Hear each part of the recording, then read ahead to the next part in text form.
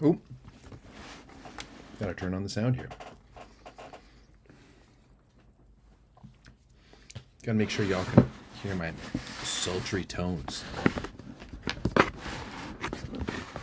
This evening, this afternoon, wherever you are. It's this afternoon for me. I'm actually eating lunch right now. It's like 2 p.m.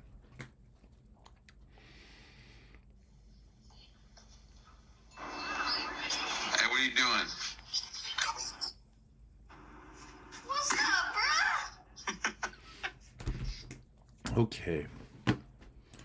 Start getting some stats up in this house. We need some stats. Resovia. Whoa, Resovia won. Oh no, they won the last game. They didn't win. They didn't win today. They won the last game. What's going on, people? How's everyone doing today? we got a big day today. We could be giving out 2 different trophies today. Right now, essentially, in a few hours. Italy and Poland could be donezo. And we just have the Champions League after that to go through next weekend. Although I won't even be able to do watch-alongs for the Men's Champions League next weekend. I will be camping. I will be in the woods. So I will not be present and available for anything for the Champions League. But obviously, before we go there, we got to go watch both of these games. Starting with Lublin versus Zawiercie starts at 2 p.m. my time, 8 p.m. in Europe. Or how do you say it in French? 20? Like, well, I know in French it'd be 20 heures. But yeah, how do you say, like, yeah, I guess it's like 8 p.m. in French. 20 hours. The 20th hour. Okay, I need to turn off. Just got Noah Khan playing in my ears right now. It's not enough.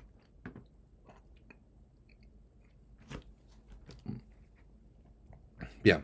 Zawiercie against Lublin at 8 p.m. And then we've got Lube taking on Lube is taking on why am I blanking on this, against Perugia. I guess it's been already a bit of a long day for me. But yeah, Lube against Perugia starting at 2:30 p.m. my time. So these are going to be going on right at the same time. Make sure we get some stats up here. I'll get the score going as well once the stream starts up. Yeah. It's crazy how, all throughout the regular season, there's always volleyball going on. But then it just seems to be so much crazier as soon as it all starts, in the playoffs. Because I guess everything is a must-watch match, right? Everything is must-watch. And you gotta be on top of it. Well, especially I've got to be on top of it, right?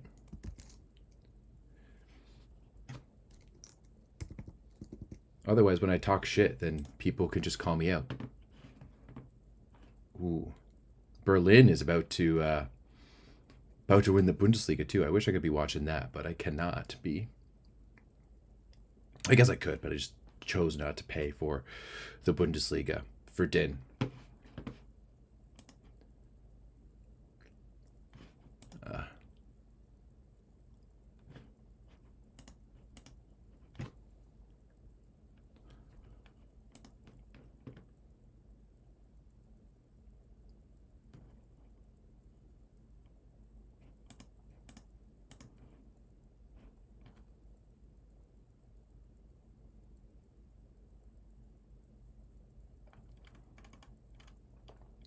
So,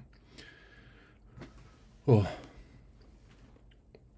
what did everyone think about the Champions League this weekend? I mean, I know if you're probably watching right now, you probably tuned in to the streams, but I thought it was pretty exciting. I thought it was pretty fun. Good job to Vakithpay to win.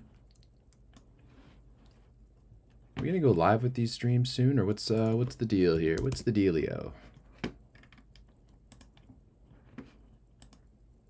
I would love to be able to just click on the streams and be able to go in.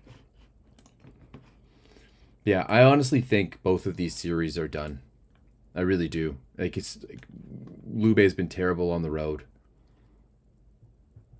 They looked good at the beginning of the last game and then just were not able to figure it out after that. And then the same thing, like Zawiercie has just completely disappeared. Completely disappeared. And now they got to go home. And Lublin is good at home. Lublin is good at home. I didn't even really, I'll be honest, I was paying attention to the last match, but I really didn't even watch it all that much just because I was doing Champions League stuff. So, like, yeah, Russell was good. Kwolek, man. Kwolek has been so solid all season long and just hasn't really shown up at all. And then they just couldn't use the middles at all either. So much pressure coming from Lublin's baseline the entire time.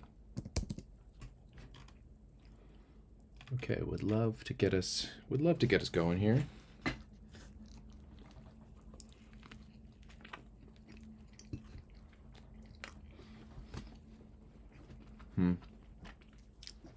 I should have grabbed a napkin for this burger I'm eating.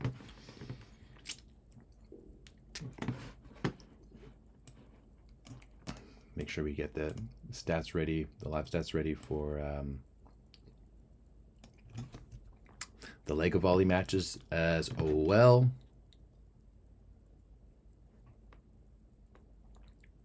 I wish there was slightly better organization on all this, but you really can't expect Italy and Poland to work together and be like, hey, we're gonna run these things at the same time, or we're gonna run these things at different times.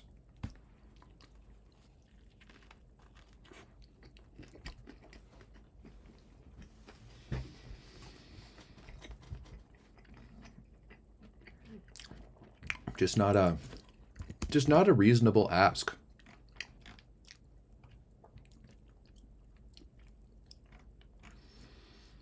Okay, come on, give us the stream. Give us the stream. Give us the stream.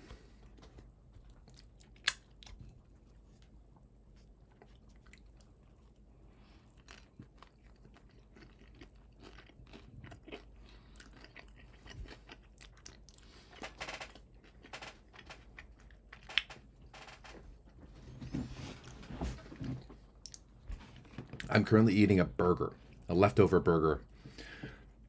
It was beautiful, 20 degrees on Monday. And what did I made the video about, Vakiv Bank winning and Boskovic and stuff like that. And immediately, I pumped that out, got it out. And then I walked over to the grocery store. And originally I was going to be making fish tacos. But it was beautiful out, and here at my apartment, or whatever you want to call it. Yeah, you can call it apartment. I have a private rooftop patio, and it came with, there we go, game is live now. Came with a barbecue, and I was like, yo, first chance to be able to barbecue. Oh, we're still in the warm-up stages here. Yeah, first chance to the barbecue for the year. So picked up some burgers, picked up some buns and some pickles, some halloumi cheese. Ooh, if you've never grilled halloumi cheese, it is elite. It is elite. It's so good. You just throw it onto the grill. You got Andre Rona there on the broadcast. Yeah, you just throw it on the grill, cut it up, throw it on the grill, and it just comes so nice. So yeah, and I made myself a bunch of burgers. So I honestly, most days I don't eat lunch. I just start working and eat around noon, or eat around 6 p.m. So today I decided to treat myself. I didn't really have a big breakfast, so I decided to treat myself with lunch.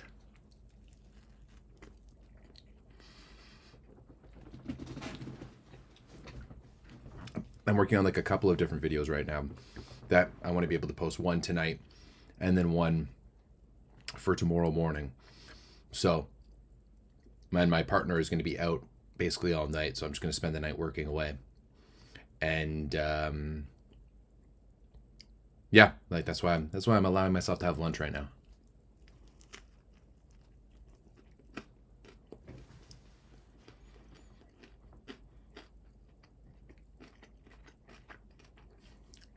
Interesting. We're like still in the early moments of warm up here. Like still doing blocking warm up and everything. I don't know why this game is being advertised that it was starting at 8 p.m. when we're nowhere close.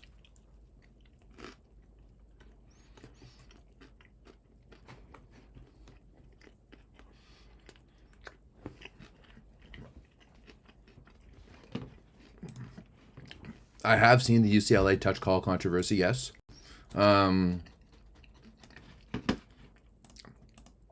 Very interesting situation. Very interesting situation. And I mean, I've been following quite a bit of the discourse about it. Obviously on like JTM's page and, I saw Holly post about it. Obviously Nakoba was posting about it. Conan was posting about it too. And I think, it clearly wasn't a touch. Clearly wasn't a touch. I've seen now multiple angles of it. Clearly not a touch. When I was playing in college, my college coach always told me that if you want a touch called, a touch call, then make it obvious. Make it so they have to call it. Don't make it so that, it's questionable. And to me, like the referee in that situation shouldn't have called that. That down ref is questionable, especially since the up ref called it out. Like the up ref made the call. There's no challenges in that situation. The up ref should have just continued with his original call and his original thought. That's my view of that situation, right? Man, we are so early onto this. I guess this game is going to be starting at actually 8:30 in Poland. Because they aren't even doing hitting warm-up yet. They just started peppering. I'm going to be sitting here filling time until then. So if you guys have any questions, might as well ask them to me, because I'm not going to, now that this has started, I'm not going to stop it. But yeah, I just think that it's a shitty situation. The down ref should have never made that call. I'm wondering if there was an ulterior motive to that. But then, as some people have also pointed out, rightfully so, in the comments, so sections of all these, different outfits, if it wasn't UCLA, it wouldn't be that big of a deal.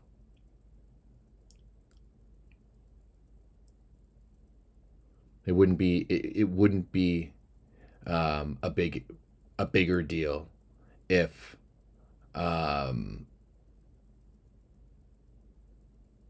but basically it wouldn't be a big deal if it wasn't UCLA. Like if the roles were reversed. Actually, if UCLA got away with the other way and they ended up winning it, like the roles were reversed on the other side, it would still be a big deal, but not to the same level. But if it was like, in this CSUN versus UCI match, like no one would be talking about this right now. No one would be talking about this right now. Dado, what are you going on about? What shit am I going to watch instead of Champions League? If you're talking about me missing the Champions League, I'm not going to be watching anything. I'm going to be watching a lake. I'm going to be in the forest camping with my friends. It's going to be a wonderful time. But yeah, it's a tough situation. Obviously, there's no challenge system in the NCAA men. They don't have the money for it. That's not going to change anytime soon. It kind of is what it is.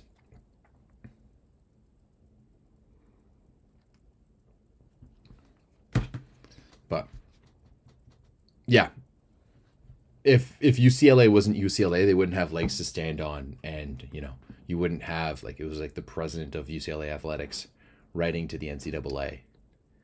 And at that point, that's a little performative. It's not like they're gonna be like, you know what, you're right, we're gonna give it to you.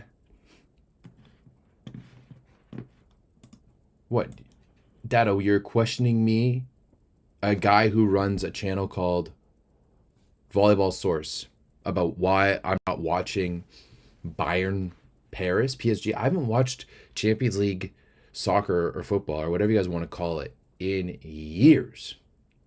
In years. If Ukraine got Plotnitsky in the VNL, do you think it could make a difference for the team? Yeah, of course. Absolutely. There's no doubt about that. Right? Plotnitsky is very good. Very, very good. Yeah, Plotnitsky is outstanding.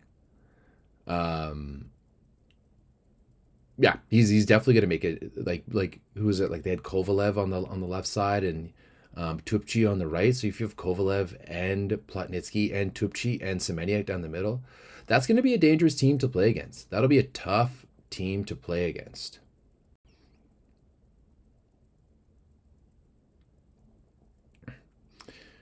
Berlin is up 2 sets against Lundberg. Yep, I saw that. A little too bad. I'd love to see a Lundberg or maybe Doreen win the Bundesliga, but I mean, Berlin has just been getting steadily better and better as that season has gone on, and Jake Haynes has kind of been on a tear. Jake Haynes has been playing really well.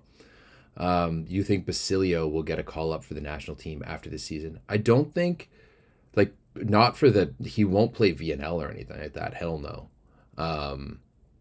The national team is going to be the Canadian national team is this a mukbang now? No, I finished eating a while ago. The Canadian national team is going to be for VNL is going to be a very big proving ground, because there's so many different guys. Like Lepke and Marr are going to be coming back. Hogue is still around. Then you've got Hofer, and you've got Jackson Young, and you've got Varga, obviously, Heslinga. I would say Jonas Van Heusen, but he had to get shoulder surgery. So luckily for Dan, that's another question that you don't have to go against. And yeah, there's so many different question marks. So just because Basilio has a good season in the NCAA, I think Basilio has been on national teams before. I think he's been on youth and junior national teams before. So yeah, we'll have to see. Let me look him up, see if he's in Volleybox. Yeah, he is in Volleybox, and I don't know. It doesn't look like he's ever played anything. I did get to meet both Basilio and then who's that kid who plays for Hawaii now, the libero. I can't remember. I'm blanking on his name, but they both played in an adult tournament quite a while back, and I did the streaming as well. Ooh, Siskna. Yeah, sorry, I forgot about Siskna. Siskna is definitely going to be in the mix as well too. Actually, I know for a fact he'll be in the mix for the VNL as well. So yeah, that's just another point. There's so many good Canadian left sides right now who are better than Will Basilio. But I would like to see Basilio in, on a U21 team or on, maybe on the B team as well. Greenridge. Yes, Quentin Greenridge. Thank you. No, I think it's always been tough for Canadian setters to get into good clubs. I think the reality is that a lot of good club teams, specifically in Italy or in Poland, are going to only pay money because the foreigner rules are only really going to pay money for really, really good setters. And when you think of the foreign setters in both of those leagues, in Italy, the only foreign setters are Micah, who's elite. You've got Emir Tiziuelu, who's going to be elite as well. Other than that, I'm not who else? What other guys is there in the Italian league? I'm trying to think. There's Boniface, there's Porro, there's Gianelli, there's Spertoli. So before that it was Baez. You want to see Greaves get some minutes? Greaves won't be getting minutes this year. Greaves won't be getting minutes this year either in the VNL. Last year he wasn't even picked up as a setter. He was picked up as a serving sub for the VNL, and he was only around for a little bit of time. So, it's unless you have a shot at making the team for the No Circuit Championships, and ultimately, like, unless you have a shot to be one of the players on the team for the Olympics in 2028, I don't think you're going to be like Dan will be picking any just like filler players. Like, I doubt we're going to see Jesse Elser on the roster this year. Todorovic for Padova, yeah, okay, but Todorovic is whatever, and Padova is Padova, right? Because the same thing in the Plus Liga, right? Even the Plus Liga, you got Tavares, who's outstanding. Toniutti is fantastic. Other than that, like, Joe Worsley is really good. Quinn Isaacson is fantastic and has proved himself on multiple levels before this. So it's really difficult to get good setters in the top foreign leagues. And Canada really only has 2 good setters. I mean, Elgert has had a pretty good year at PC Robinson. And her was at Milan in Greece. And I mean, they did pretty good throughout the regular season, kind of got into a tough spot in the semifinals, and that's about it. Kraling, yeah, Kachopa also in the, but like, once again, like, we're talking about like that starting setter for USA, the starting setter for Brazil, and like the next in line is starting setter for France. And then, yeah, Todorovic, who is whatever.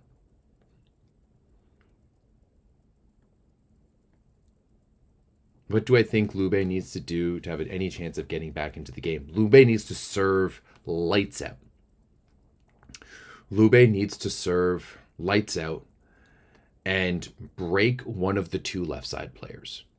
Especially because Ishikawa isn't healthy right now. Either Plotnitsky or Semeniuk need to be broken. And I just don't know if that's going to happen. Right? I really don't know if that's going to happen. Otherwise, their block needs to be, like, their serving needs to be on point. And if they're not breaking them, they need to be serving, and their block needs to be on the outsides. They need to be all over Bentara.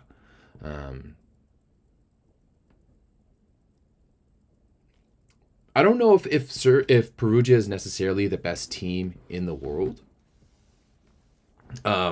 Perugia is really good, but I'm also looking at Zerot Bank. Zerot Bank, Perugia takes care of details. And that's what they're going to do, especially with Gianelli out there, especially with the middles that they have. But Zerot Bank is going to be very good. It's going to be very interesting to see who wins in the Zerot Bank against Zawiercie matchup in the semifinals of the Champions League. I am sad that I won't be around for the Champions League. I am sad that I won't be around for Champions League next week, and I will be in La Forêt. I'll be in the forest over up in Algonquin Park. All you Canadians will know off that. But yeah, and Serbian volleyball is falling off. I remember we talked about it with someone in the Discord, and basically, I need to lift my chair up here a little bit. Oh, it's not going as quickly as I'd like it to. There we go. We talked about it with someone in the Discord, and it's essentially the way they explained it is, back in the days when Serbia or Yugoslavia or whatever you want to call, like, that whole Balkan region was a little bit more communist. There was, sports has always been a big thing for communism. And, you could play in the sports leagues just around as, like basically for free. And then now, as things start to grow and no longer communist and they live in the capitalist world, like, you have to pay. And now you're no longer getting the best athletes, no longer giving them the best chance. And it's way more about money than it is everything else. So you start, like, especially sports like volleyball, start losing out, right? That's why like typically before the 90s, the communist countries were the best, right? Soviet Union was incredible. Cuba was outstanding. China on the women's side as well throughout the 80s was incredible. And that's just because, like, everyone got a bit more of a chance. And it wasn't just focused on, hey, let's focus on this sport that is going to be able to make us a lot of money. Because let's be honest, volleyball doesn't make people a lot of money. It never really has. So that's basically what I was told of why Serbian volleyball is falling off. You know, I grew up and like I've kind of watched it. Like you had the teams in the 2000s that were outstanding. In the 2010s, they were just on the outside, and now it's way different. Now it's way different. There's so much corruption in the Serbian Volleyball Federation as well. Yes, I've heard that quite a bit. Lots of Serbians here in Canada. Lots of Serbians here in Canada, and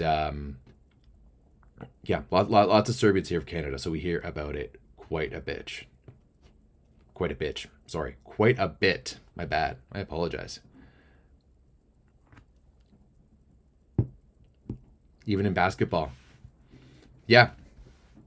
I mean, it really is too bad because I think there is something different genetically when it comes to Serbs and just Balkans in general. They're big and they're physical, and you don't want to wake the dragon with them, right?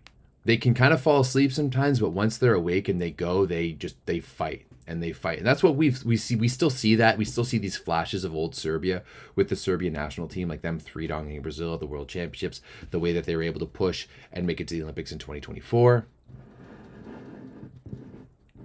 They, you know, like Serbians are different. They are hardy people. Like they know how to fight, both physically and metaphorically. And yeah, but like you got to invest the money. Like I think Canada's a perfect example. Like over the course of the past 15, almost 20 years, we've really started investing the money, and volleyball has become much bigger now. And now we compete on the world stage on the regular. And you know, there's so many people, like it's so funny when I chirp the like Bulgarians or Serbians in the Discord, especially because they have such a heightened view of themselves and expect themselves to be amazing at all times. Like once again, I've said this many times, I come from a Canadian volleyball era where our men were ranked like 27th in the world and losing to Puerto Rico. I remember when I was like first coming into volleyball, I was like, man, it might be so hard for us to ever make an Olympics. And now we've made 3 in a row. And we have a silver in beach volleyball at the Olympics too, you know, and our sitting team got bronze at the Paralympics as well.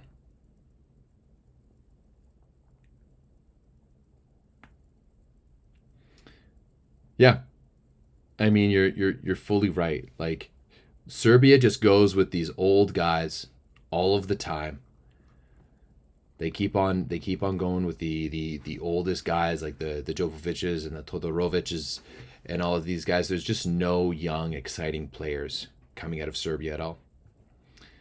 And it's a little frustrating. It's a little frustrating. I won't lie. Because I think having a good Serbia just makes things a little bit more interesting. Like Serbia used to be a team who could compete at the highest levels. So imagine if you like put Serbia into the mix in Europe right now. Like right now, you've got the big 4 in Europe. You've got Italy. You've got Poland. You got France. And you've really only got big 3, not even big 4. Italy, Poland, France. Past that, Slovenia is on the outside looking in, like just on the outside. But like Slovenia is also another team with like a much older roster right now. Biberic and Kupinac. The series is 2-1 in favor of Lublin right now, and the series is also 2-0 in favor of Perugia. As this game was supposed to start, I started the stream on when I was told and when everything was told that this was going to be going on. And right now, they are just getting ready to start the game. Ooh, probably too early to call. A prediction of which team is going to get relegated in the VNL. That's tough. Well, China could definitely be up there. However, China is hosting the finals, so they won't get relegated. I mean, Belgium obviously is going to be like it's going to be close with Belgium. especially depending on Daru's health. I know he appeared a little bit down the stretch for Novosibirsk, but still. But then like Belgium still has like Stijn de Hulst is still a very good setter. You still have Ferry Riegers. You have that other kid who I'm blanking on who was really good for Roselaire this year, and he's going to Milano next year. Who crushed it at the Champions League. Sepe Rotti looking like he's going to come back healthy. So yeah, I think Belgium is still going to be pretty good. And I also think probably looking at Serbia as well too. Serbia is going to be going to be in tough. Honestly, like I think you have the elite teams, and then there's so much stuff that could happen all the way through. And I mean, when you look at last year, like Canada finished 13th.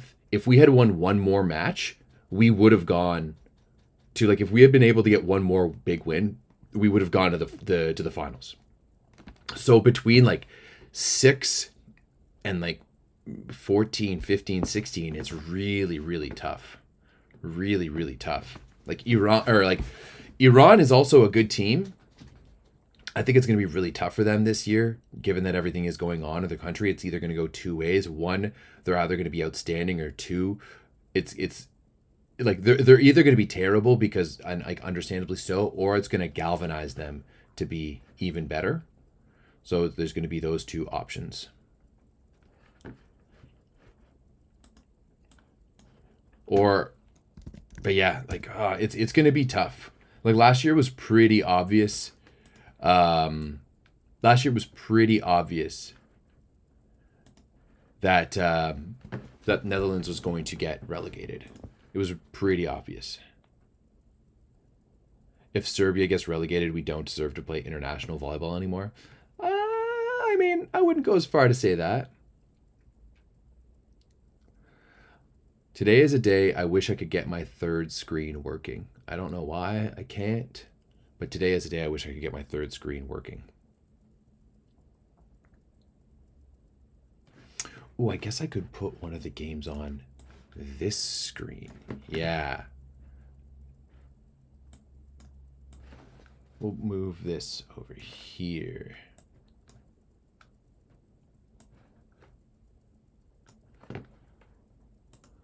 I'll move the chat.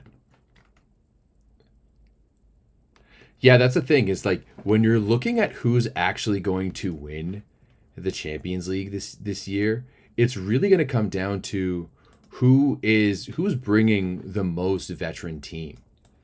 Like Italy, Gianelli, like we're not going to see Gianelli play for Italy. Like I think Italy's still going to be fantastic, no matter who they bring. It's just going to be a big question of who's going to lead them on the left side, because it's like going to be like Porro and Sani, and I guess Lavia might be healthy.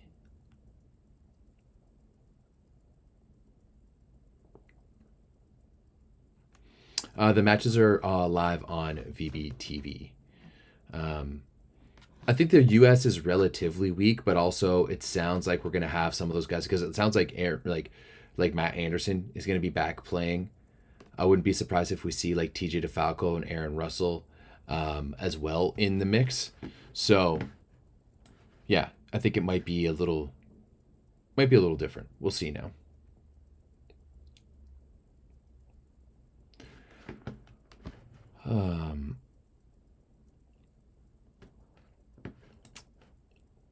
Botolo as well. Sorry, I completely forgot about Mattia Botolo. Yeah, you're right.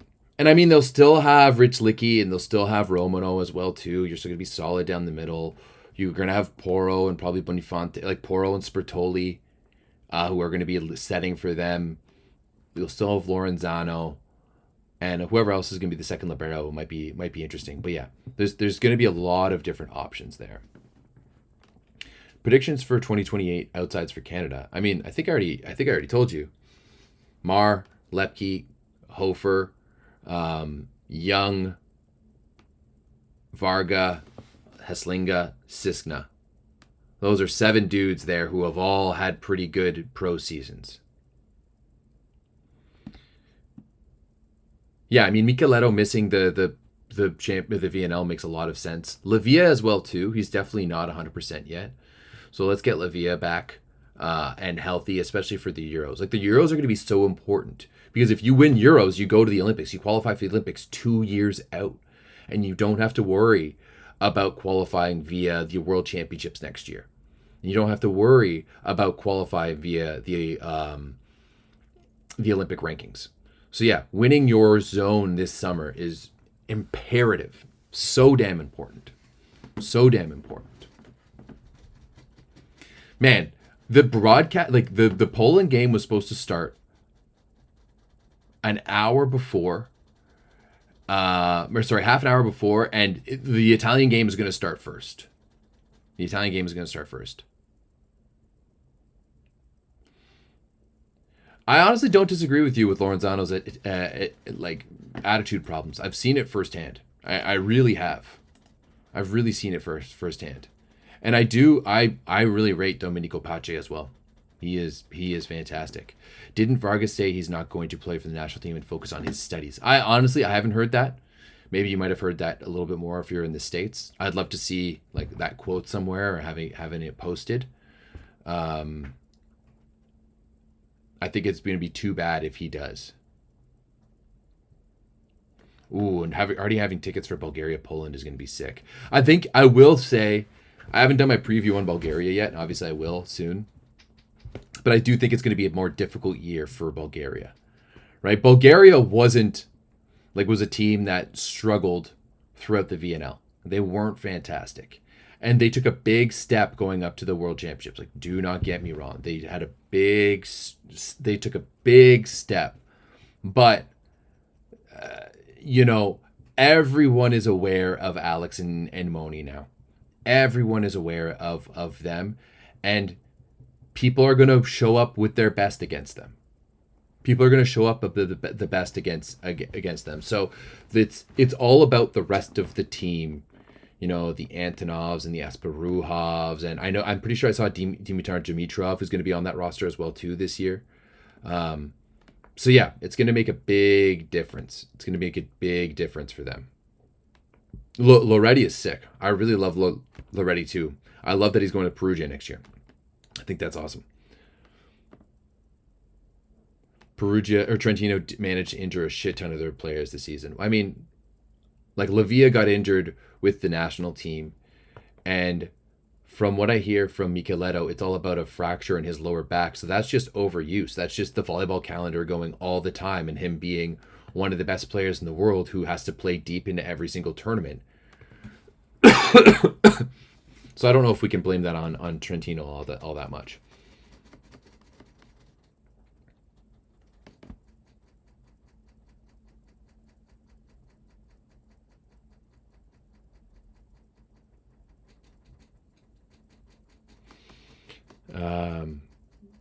Badarov getting a starting spot for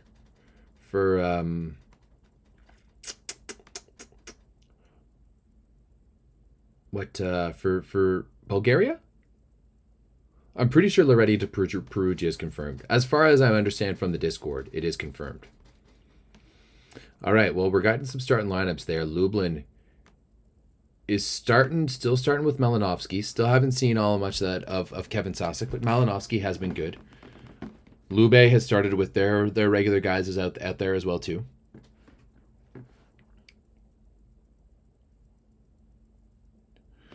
Trentino is definitely putting the fault. Well, especially for Lavia. Like Lavia, they're full on suing the Italian Federation for his for his salary back.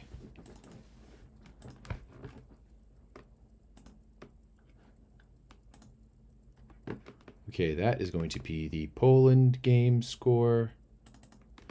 And then this is going to be...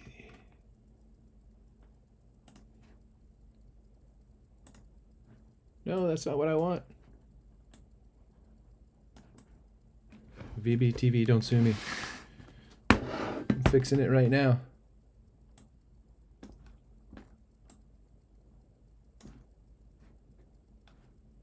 I don't know where that game score is going to be. Damn, usually I have these like perfectly set up so that they just always show up into the proper box.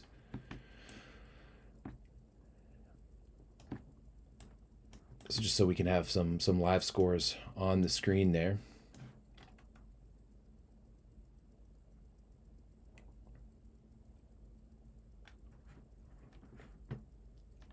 Perugia with the classic classic streamers here. Okay. This is actually let's face it this way so I can watch both at the same time and see. Oh no. Just knocking shit over left, right, and center right now. All right. I wish I would have known that this game wasn't actually going to start until 2:30. There's a lot of other things I could be doing in this time, guys. But regardless, we had a nice little chat. We had a nice little shoot around, mainly about Serbia. You like how versatile Heno's serving can be. Okay, I don't disagree with that. Ooh. Okay, well that's probably going to be like that then. Going to probably be a little bit more like this. We'll switch that up.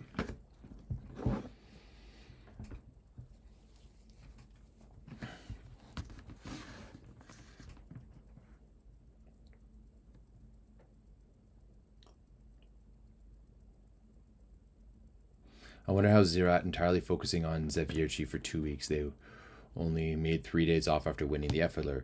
Will affect their matchup since they dealt Zawiercie even training with Zerat in mind right now. No, they're definitely not thinking at all about Zerat Bank at the moment. But at the same time, it's half and half of like, hey, you have all of this time to prepare, but then are you rusty?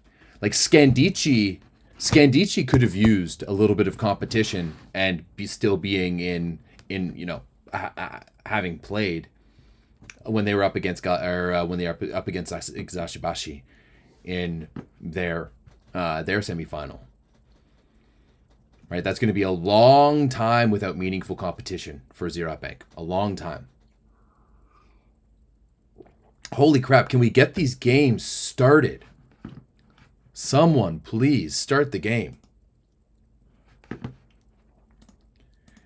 Is it going to be too much for me to listen to audios from both games? And actually, so far, it's all right for me.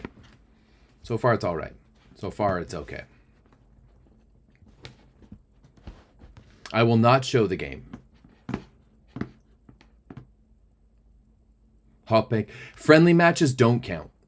Friendly matches do not count. It's preseason. It's nothing. Because Hawkbank doesn't give a shit.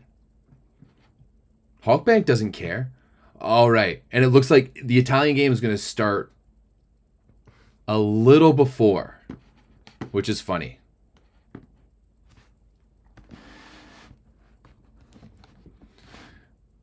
And we got missed serves on both sides to start off this doubleheader.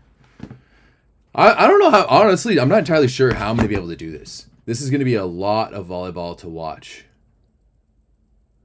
Oh, Eric with a nice little serve. Oh, Nikolov with the block. Oh, it's out. Never mind. It's out. Zerat is OP, but like... Oh, yeah, it's just going to be out. Yeah, Zerat is very overpowered, but Zawiercie is a very good team. Zawiercie is a fantastic team. I don't think we can sit here and say that Zawiercie isn't going to be very good. Wow. My boxes are way all over the place right now here. I apologize. We're going to make this a little bit better. Already a challenge in the Lublin Zawiercie game. What is Zawiercie challenging? Set 3 goes to Lublin. Okay. I have no idea about the fantasy predictor for VNL. None. I have not worked at Volleyball World for a while, so I don't know any of these things going on. That's a terrible. How is that like? I hate that net fault there on Biniak.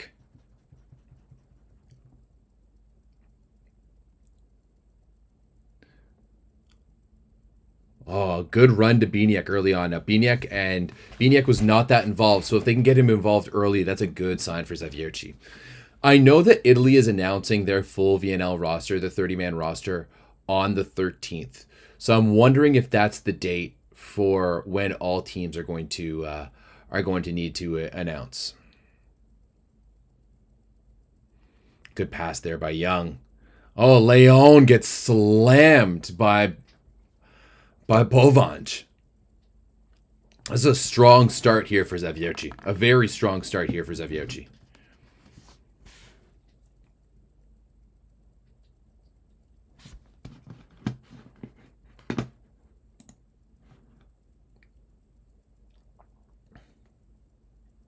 Oh, good dig there by Volek as well, too. So far, I've really only watched the Zawiercie Lublin match. Oh, Malinovsky. That fastball is the outside of him I really like. Lublin is going to take it. Every time they play a high-stakes game, he believes like he has something to prove and results overdo things. I want to show good playmaker he is. Tavares. Okay, we're talking about Tavares. Thank you, Helicopter. Helicopter. Who's the player of the season for you in Italy? Ooh, that's a good question. I mean, Nikolov obviously is outstanding. I think if I was to go like as a team, I'd probably go Keita, Nikolov, Four on the right side, Gianelli, or actually Micah was outstanding too. It's tough. It is tough.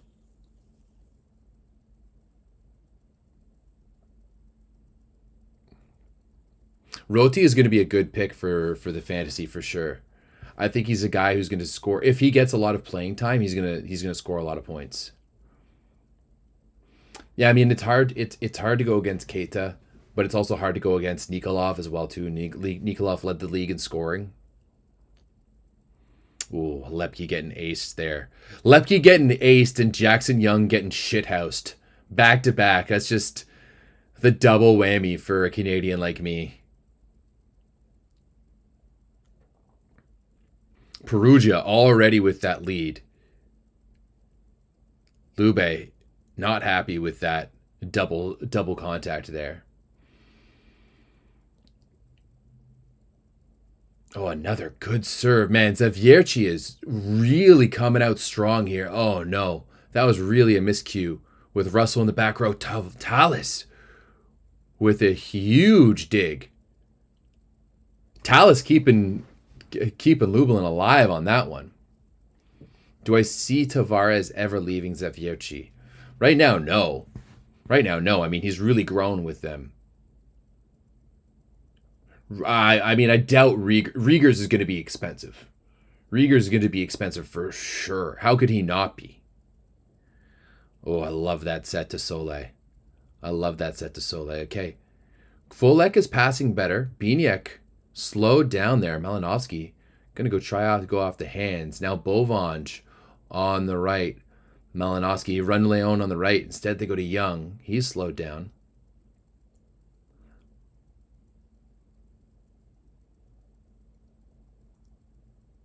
Just going to be dumped over by Young. Here's the chance for Zawiercie. Oh, good defense right now. Really good defense by Lublin. Oh, there we go. What a shot by Malinovsky. High off the hands. And Gianelli on the other one is just dishing that fast ball to Bentara early on.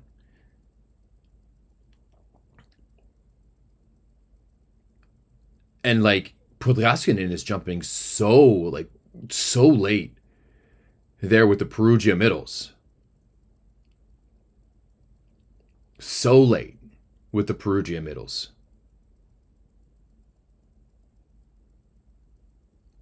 Oh, much faster ball for Lepke on the right side there by Bonifonte.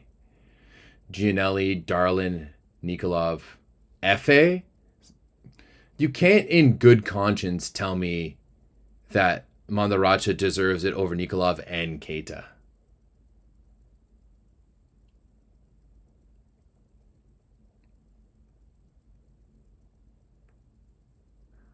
Oh, big block there by McCarthy in Poland.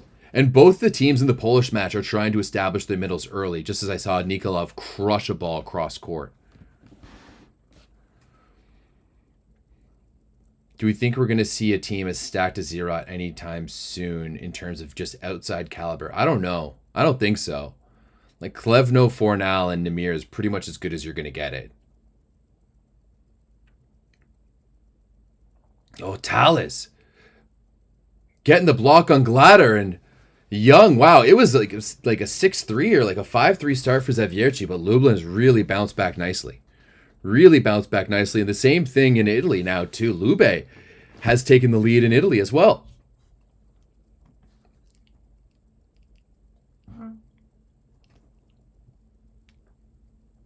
I would have also loved to see Lublin, this, like, especially this version of Lublin right now, play against Perugia. Oh, man. Glatter with the error.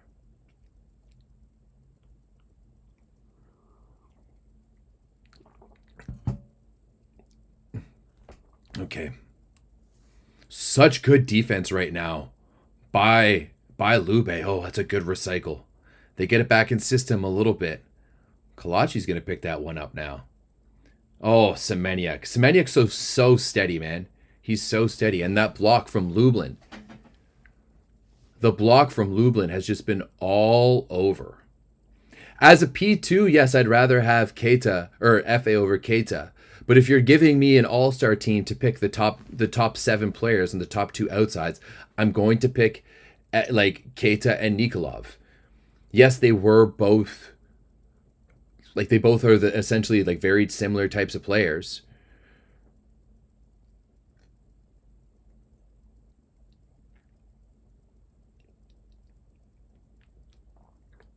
But, you know, Verona had their best season of all time because of Keita. And Lube is once again in the finals, and Nikolov led the league in scoring.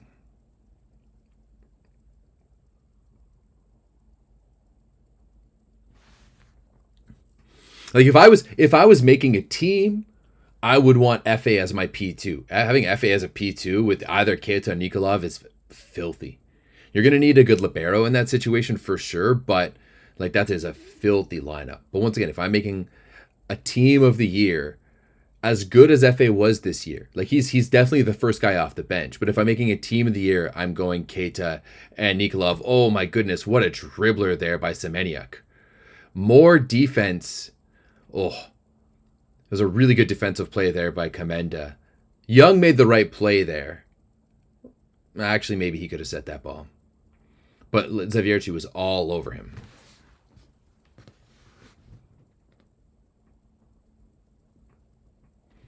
Keita is still an unknown factor for the national team. You're not wrong. I mean, we'll see how he comes into play next year.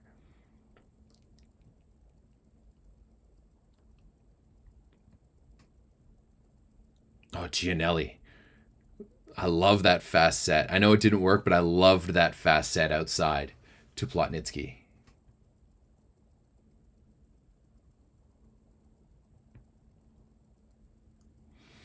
I think Lube did, or like Nikolov did more for Lube than Keita for Verona.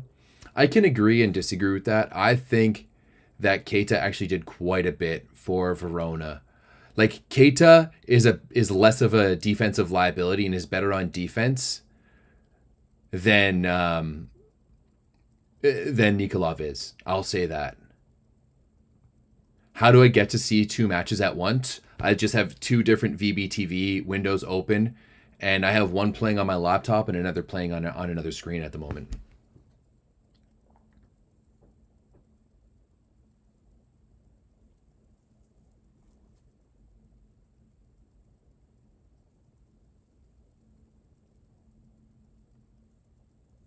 Keita had technically a better season last year with Abayev. And Abayev isn't as good as he isn't Micah. I don't think Darlin has the season that he has. Right? Darlin was 3rd in scoring in the league. We forget that. Darlin doesn't have the season he has without Micah and without Keita. Because Keita took, like, he was the target of everyone this year. Everyone knew where the ball was going on offense, and still he was able to score. Still he was the second in the league. Darlin had a lot of open looks, and that's why he had one of the best efficiencies ever in the league.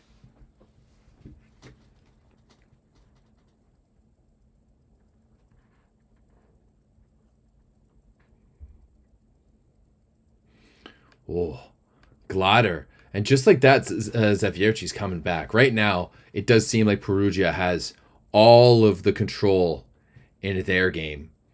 That's such a bad set there from Bonifonte. Damn. Just a bad set by Bonifonte. Oh, that's a better set from him. No, it wasn't. Never mind. Sole with the swat.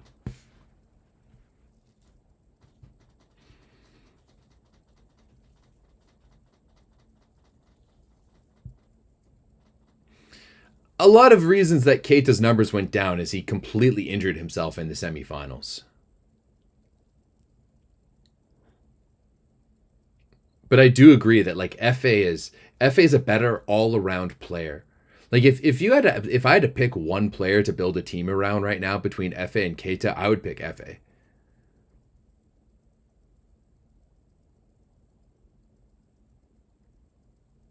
Imagine Nikolov having Micah. Man, if this Lube team had an elite setter,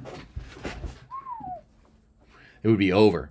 It would be done for. That's why it's going to be really interesting to see Moni with this team next year. Because I think Moni is a much better setter than Bonifonte. I think he's even just like a better setter than Bonifonte. He has better hands, he has better location, and he understands the flow much better. Right? Novosibirsk was still elite after Daru got cancer.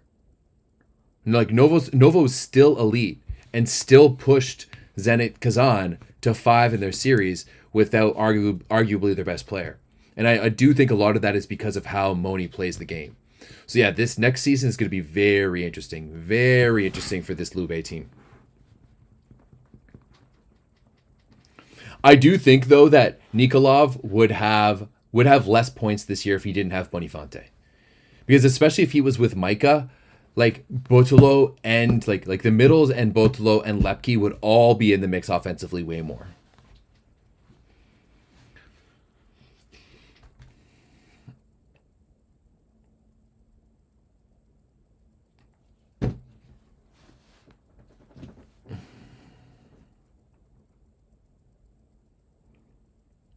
Good tip there by Leon. Moni has better hands than Bonifonte, absolutely no doubt about it. Moni has actually really nice hands.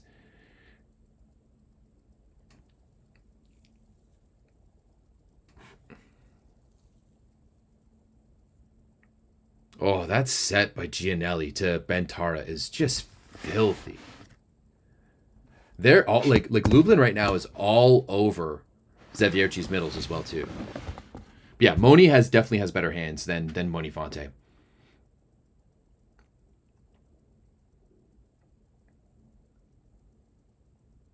But their system breaks down when things get in tough. And part of this reason Lube's system breaks down sometimes too is because Bonifonte's location is all over the place.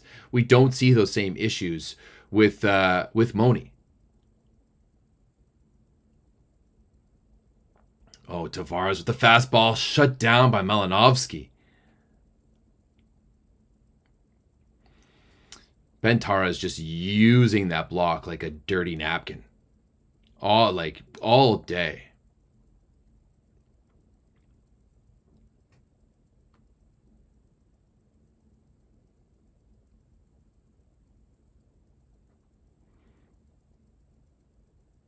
Ah, man, it's just a short court game right now in Perugia. Oh, no, Bonifonte. Nikolov was right there. Perugia is just running away with this right now.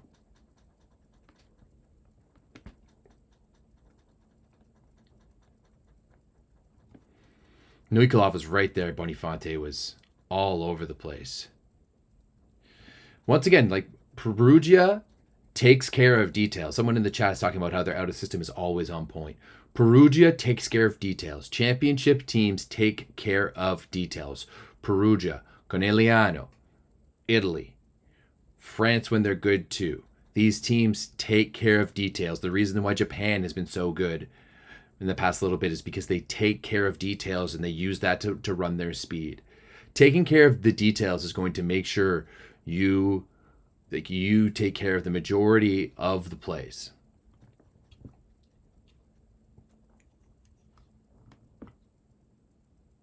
His hands are outstanding. I have seen Moni play in person. I have watched him play in person. He has great hands. He has fantastic hands. Like, his hands are so big and he can dish the ball little. They're a little sloppy. Sometimes. Like, there's still some room to grow. But it's just because he's still growing into his body.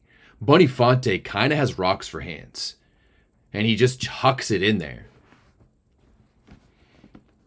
Like some of the best hands out there are like Porro and Sanchez and Micah Christensen. Moni is closer to that than he is to Bonifonte for sure.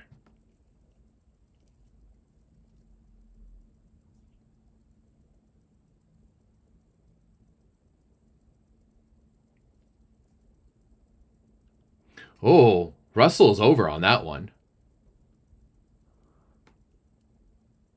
That was a little bit gross.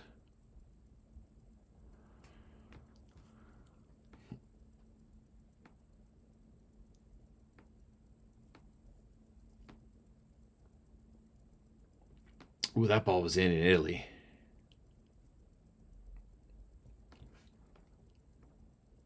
Moni is playing for Lube next season. Moni will be in the Italian league. And Bonifonte is going to play for St. Petersburg next year in the Russian league.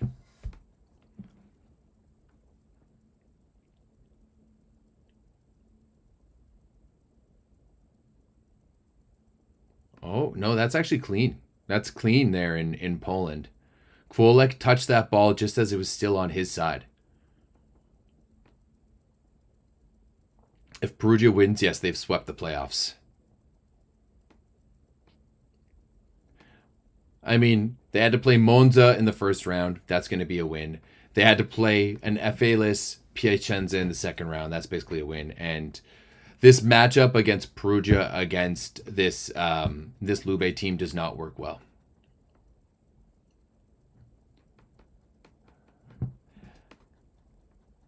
Yeah, maybe not so cool quite as much as being an iPad kid. Usually when I'm watching matches, I have two screens going on, and I actually have a third right here that I don't know if you can see. But the cords that I have for it don't work, so I need to get new cords for it. So because usually I'm watching the game and I have stats going on, I have the Discord going on.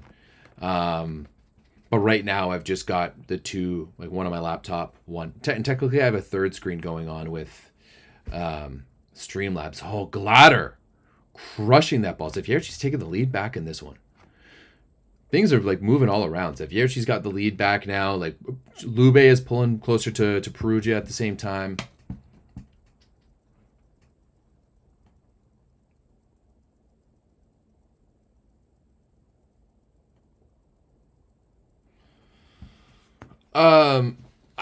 I mean, it's been known for a while that he's going to Lube.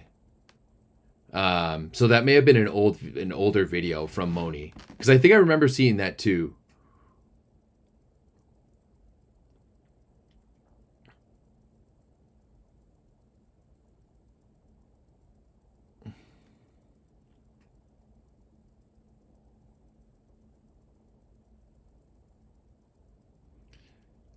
He really knows ball.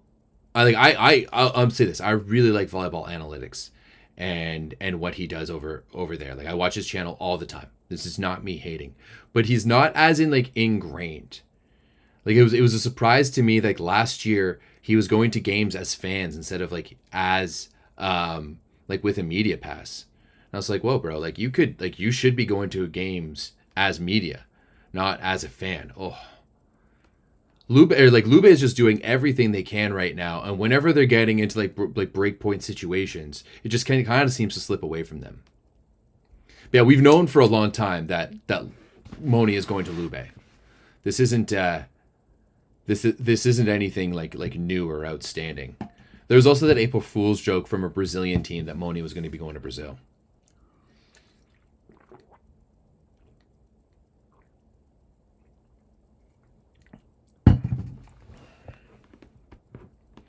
This year was should have been Trentino, Perugia. But when you're missing your P2 all year, and then you no longer have the best player in the world playing for you, and Micheletto gets injured, that's going to be tough. Oh, that's a great first tempo run. I love the fact that Tavares has gone back to Glatter. I love the fact that, it really didn't work out in those early rotations when he was in the front row, and then he's just got 2 absolute bangs in a row. Oh, Pojaskinen, yo!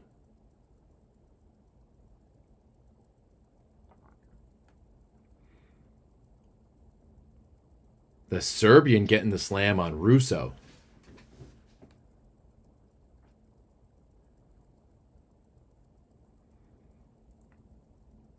Good defense here by Zawiercie. Zawiercie has crawled their way back into this match too. Now they've got a 3-point lead. Oh, Gianelli goes right back to Roberto Russo. Right back to Roberto Russo. Are we seeing a substitution here for Lublin? I think so.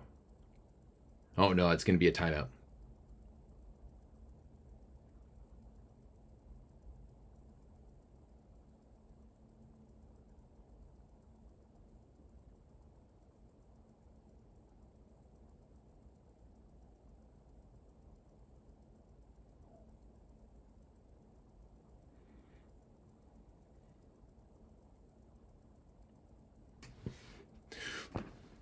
So it looks like Antigua basically called that timeout just to settle some things down, but then also just to talk about how they're going to defend on Glatter.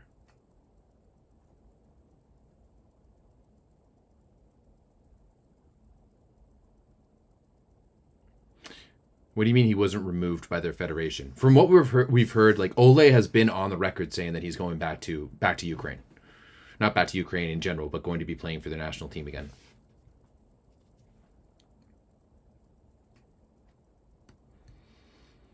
Once again, like with that team, with like Kovalev, Tupci, Plotnitsky, and Semeniuk down the middle, that's a gross team there by Ukraine. Oh, Leon misses that shot.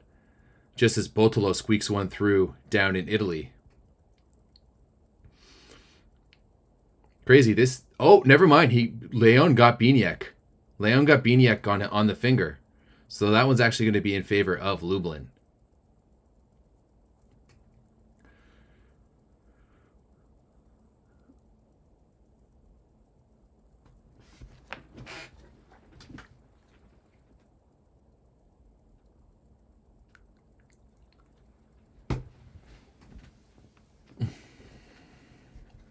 Tahir misses that serve. And this moments like this where this is where Lube needs to be good from the baseline. Lube needs to be really good from the baseline in this situation here.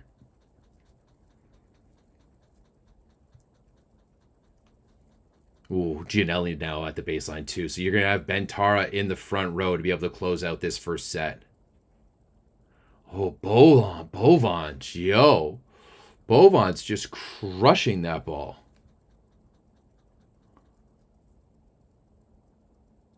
Damn.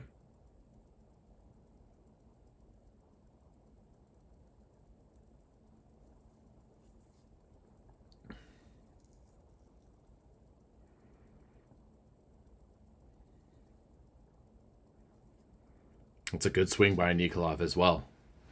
Perugia is in cruise control, but Lube is right there.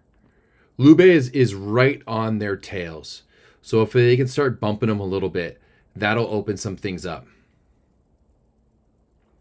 Malinovsky with a good rip down the line there too. Was that a Boniface ace?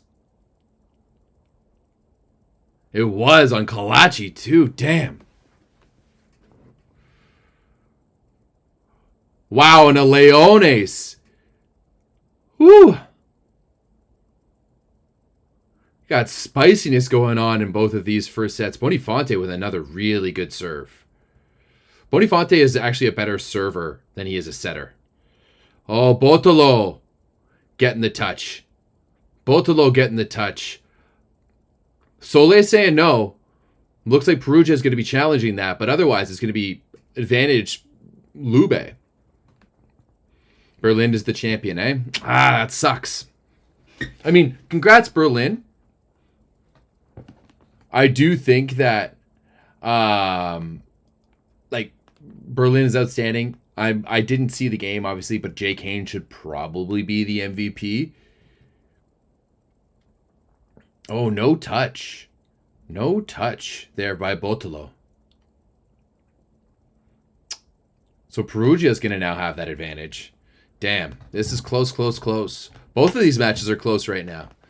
This has been a lot of entertaining volleyball here.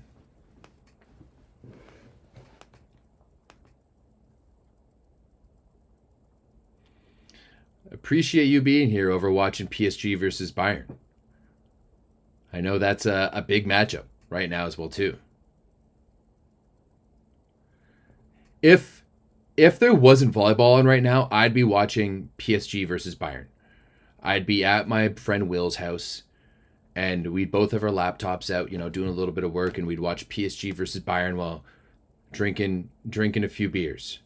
But you've got deciding games here potentially in both the Lega Volley and the Plus Liga. Oh, what a cover there by Russell. No, Grozanov. Oh, man. Oh, there we go. Biniak.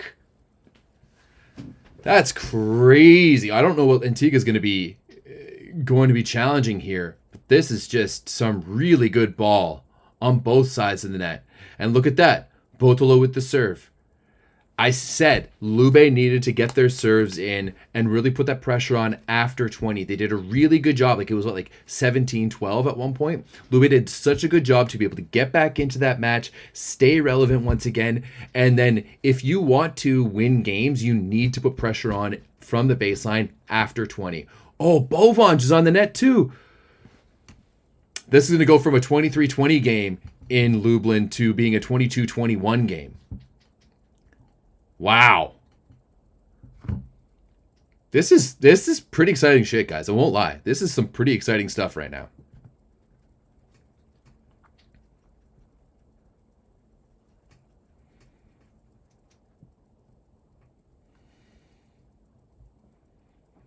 Oh, we got Zawiercie coming in.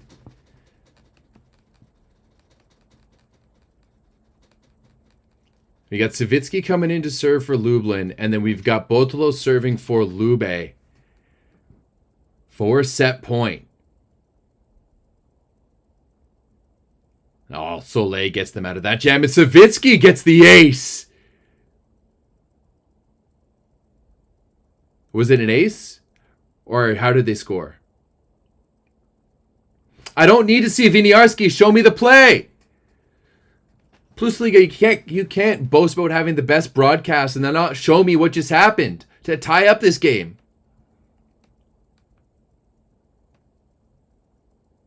Oh, Civitanova crushed that one, but it was just into the net.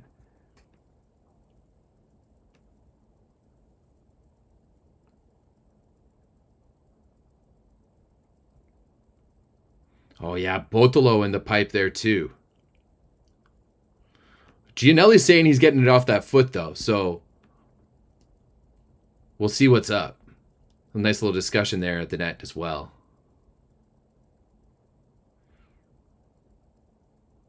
Ooh.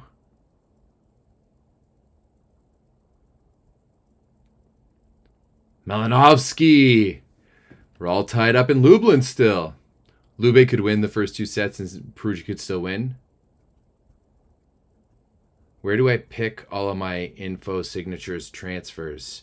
Well, luckily I have a wonderful community and we have a spreadsheet going on. I actually think I need to make it a little bit more public and stuff. But yeah, we have someone who runs a spreadsheet of all the different rumors and things Let's go, Jackson Young. With all the different transfers and stuff like that. It is not me that does it. So much of my information that I get is because of my Discord community. Because volleyball is volleyball, and it's so hard to get information out there. So, and there's so much of the information is just on like local blogs or, newspapers and stuff like that in those languages. So yeah, if it wasn't for a lot of people in the Discord, I wouldn't be able to keep up with what was going on as much. All right, can Ben Tara put Lube? No.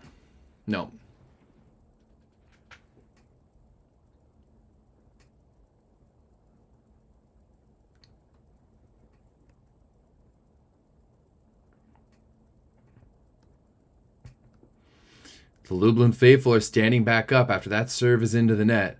Oh, Lepke from the baseline. Oh, that's a good pass. Good pass by Plotnitsky. Oh, here's the chance for Lube right now. In transition to Nikolov. He puts it away. Lube takes set 1. Can Lublin do the same they do right off the bat? Back-to-back sets are taken. 27-25 for Lube, and then 26-24 for Lublin off a huge Finn McCarthy block.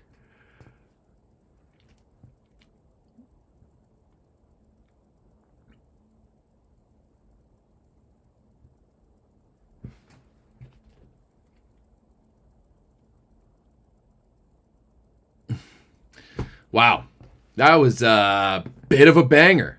Bit of bangers. Perugia will win 3-1. Vince, I don't necessarily disagree with you. I don't necessarily disagree with you. I mean, Perugia is outstanding. They Lube won set 1 of the last match too. Was it on Sunday? I believe. So, I'm not going to say that Perugia isn't the better team here, because they definitely are. But Lube does have the ability to potentially take a match here. And if they can take a match and they got a momentum, Lube is a team that runs with momentum. They run with momentum very, very well. Oh, is this the Palabarton? This is where Perugia plays their games? You'd think, maybe in Italy there'd be like a nice little architecture, a nice little stadium, but it just looks like an average old community center there. Oh, wait, sorry. No, this is going to be the Lublin one. This is the Lublin. I wish I was expecting a little bit more. You believe in the underdog story, eh, Benjamin? Benjamin?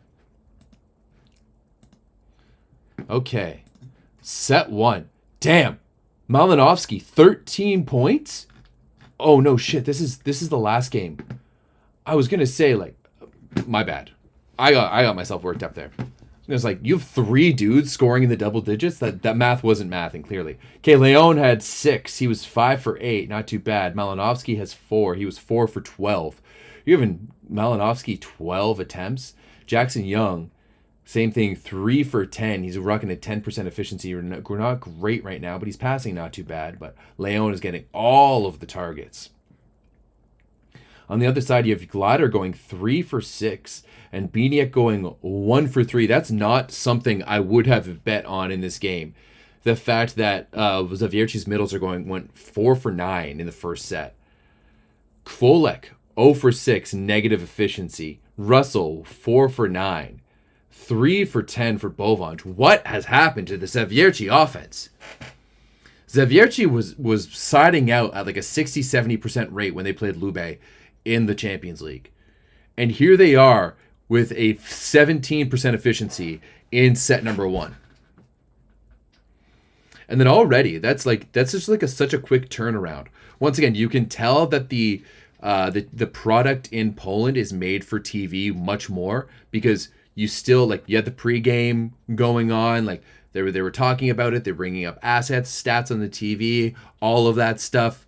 You're getting longer times in between sets, whereas these sets pretty much finish back to back, bang bang, and we're already getting our second serve in the Perugia Lube match, whereas we've still got highlights going on in Poland. Good run there by Bonifanti the Podashinen. Where can I find the spreadsheet I talked about? Ooh, that's a good question. I think the person to ask is Kinney, but he's in Australia, so it's the middle of the night for him. But I do agree that I think it needs to be more open and have it more available. Let's also just take a look at these stats here. Oh, I'm looking at Feminili. That's why. Maschile.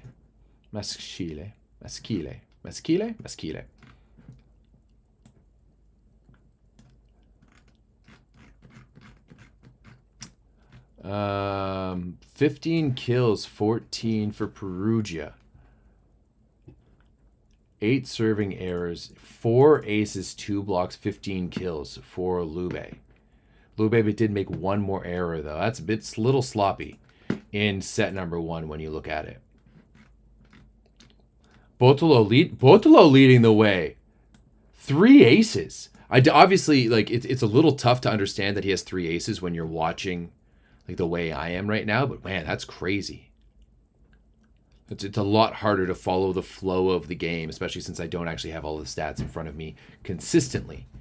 Botolo with 7, Nikolov with 6, Bentara with 5, Soleil, Semenya, Plotnitsky, Lepke all with 4, Russo and Ponchanin with 2 each, Ginelli, Galagiulo, and Boniface all with 1. So a lot of scoring all over the place right now. A lot of scoring all over the place. And I just can't hide it. We're going to make this score a little bit bigger as well. I like you. I want you. But yeah, it's interesting just to... I've never really understood the rhythm of these two games. Much more time in between sets in Poland. Much more time. Oh, I think Soleil might be down and injured. There might be an injury for Sebastian Soleil. And I even stopped the play for him. 4-2 in favor of Perugia in set number 1. Cesare, the legendary ref Cesare, looks like he's going to be given that a replay. As we're seeing, you can see Soleil in just that little box there. Oh, and it wasn't even. That looks like a knee. That looks like a knee, just how he landed. Oh, that didn't look good. That did not look good. First ball by Komenda goes to McCarthy, and it's it's Russell, sorry, over that middle line. First point goes to Lublin. Oh, that did not look good for Sebastian Soleil. And who do they bring in? Are they going to bring in Lozère? Like, I know Lozère has been playing a little bit, but does he... Yeah, they do. We see Lozère come in. Okay. People have been asking, are we going to see Lozère? Here we go. We're seeing him.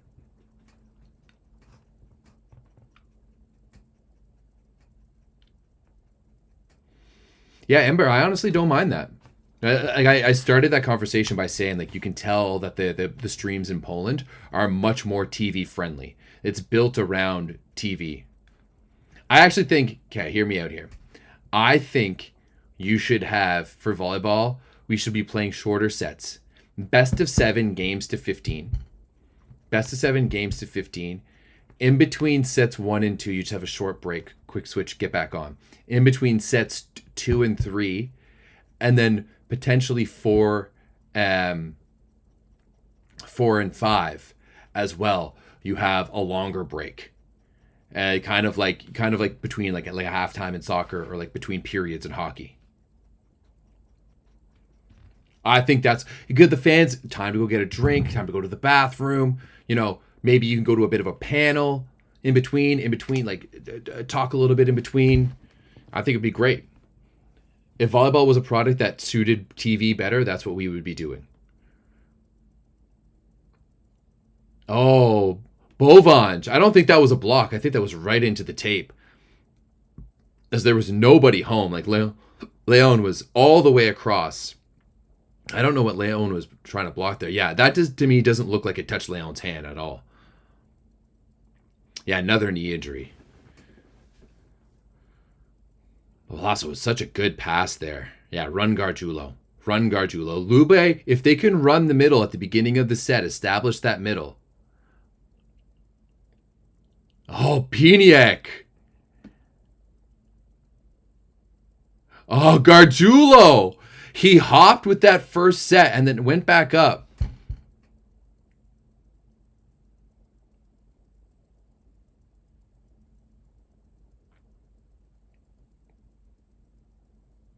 Wow.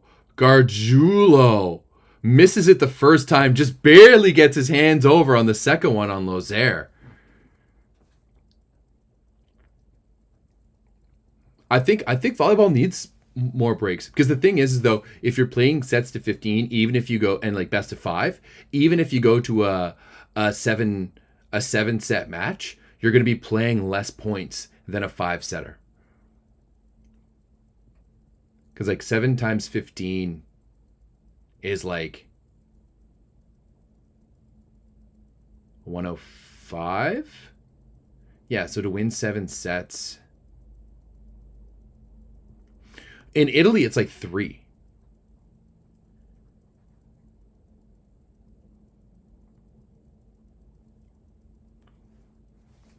What do you mean men's volleyball is boring to watch?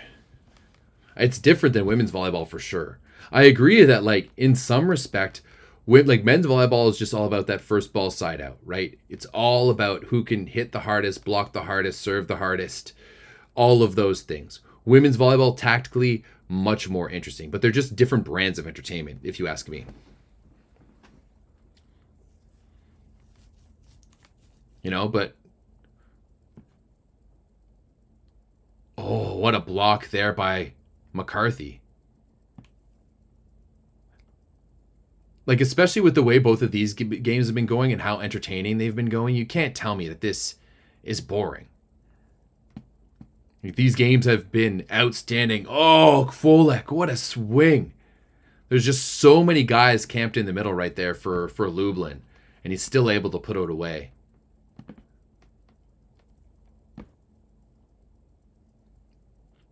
Bovac just flying in there. Bit of a pokey dig, if anything. Bentaro went off the hands and off the block there.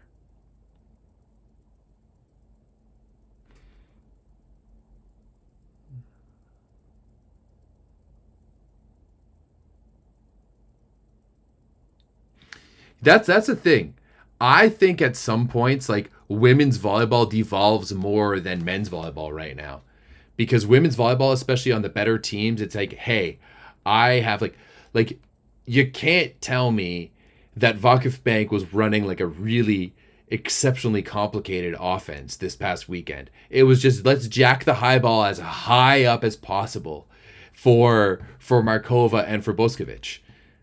Whereas men's volleyball, you're running with faster offenses, you're running it to the gaps, you're trying to spread that ball around a little bit.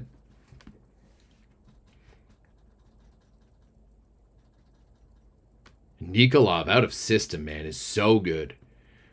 He has no approach on that. The ball's coming from behind him, and he's still able to find that baseline. That's going to force Lorenzetti to call a timeout. Well, that's a rare bad blocking by Gianelli. That is rare bad blocking by Gianelli. Gianelli is actually a fantastic blocker. A fantastic blocker.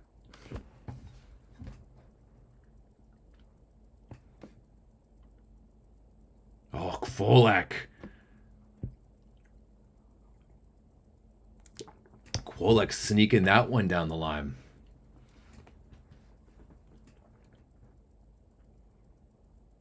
Semeniuk's been steady. Semeniuk has been Semeniuk. This is why I think he's the natural P2 for Poland. Because he just goes out there and does his job. He passes well, he serves well, he attacks well. Like, he takes care of details. He can take over the match if you need him to, but that's not necessarily going to be the guy he is on a regular basis.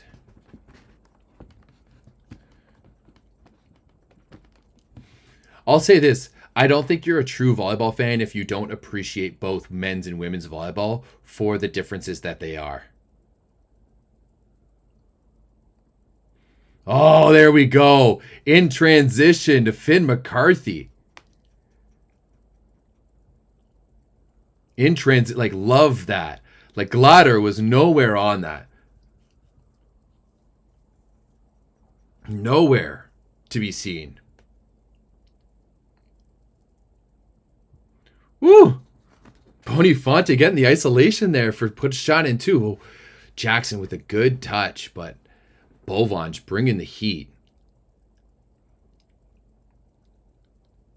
The way Bonifonte jumped there forced Lozère to go up with them, just leaving Putschanin with no one home. Vakif Blank's block defense was outstanding. Was the reason they won that game. It was the reason they won that game.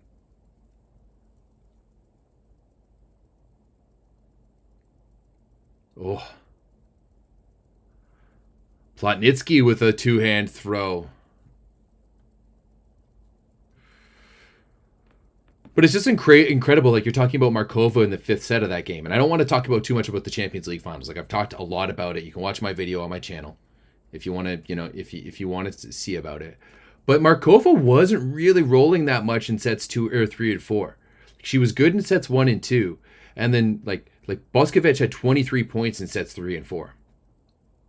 Oh, Russell with a nice little off speeder.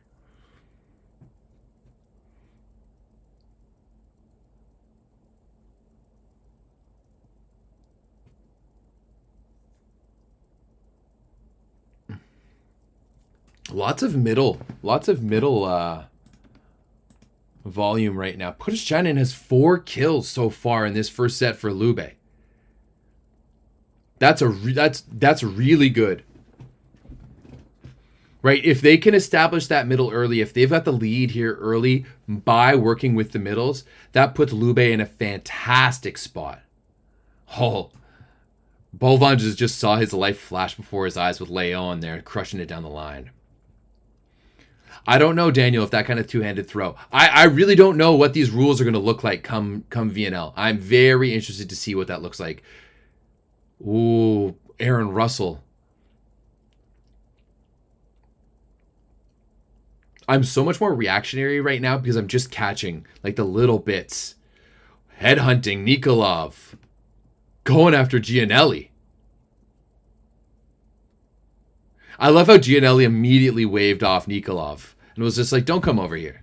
Don't come over here.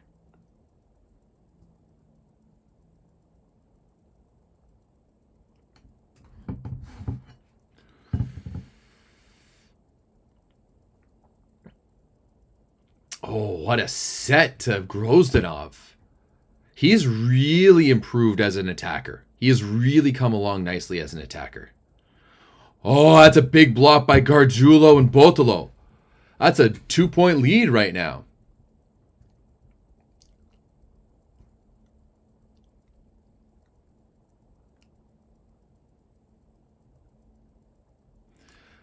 I mean, you could make the argument that Voloj set a better offense than Cansu. Cansu was just jerking up, like just jacking up high balls. Oh, what a good pass.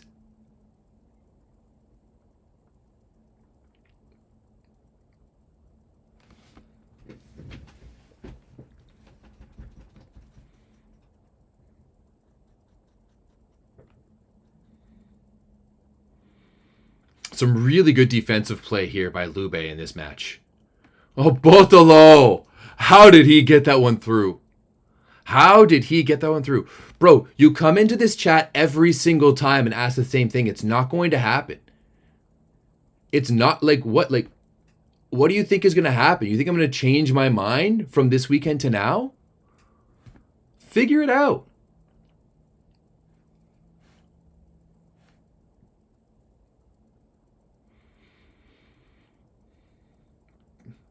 They're still going after Leon. But like luckily for Lublin, it's the other team. Like it's the other guys who are carrying the offense. Like Malinovsky and Young, and especially down the middle. Oh, Glader all over the net there.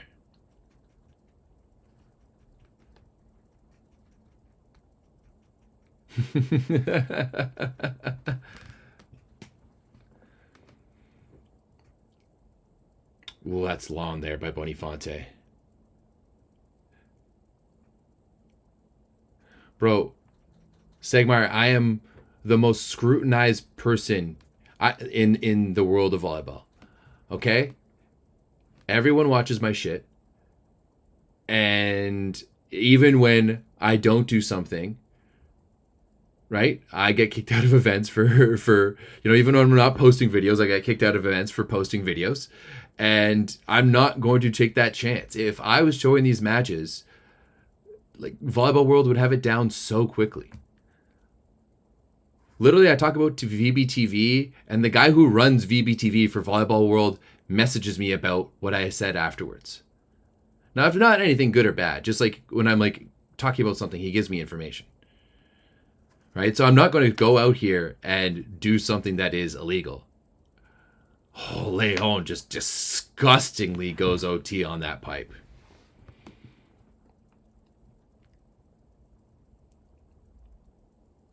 Like, it's the like Danielle, like, you know the trick here. Oh yeah, Leon on the overpass.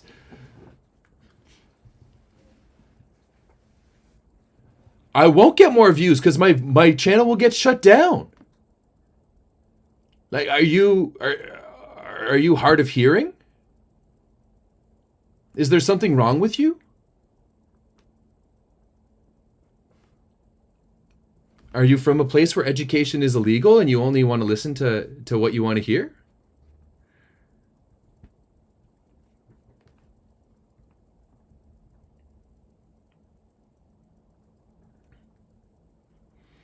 They're just feeding Botolo right now. Botolo is like has 4 points. Botolo's leading this match in scoring at the moment. He's only got 5 kills. He's 5 for 11. Yeah, he's probably a VBTV agent trying to get me to step out of line.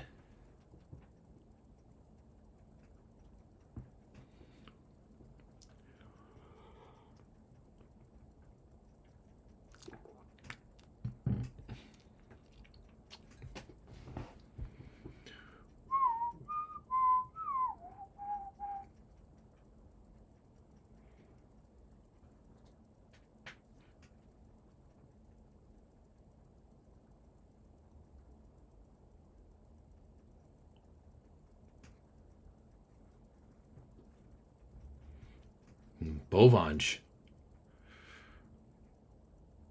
Oh man, Bonifonte just getting that 1-on-1 for Lepke on the right side.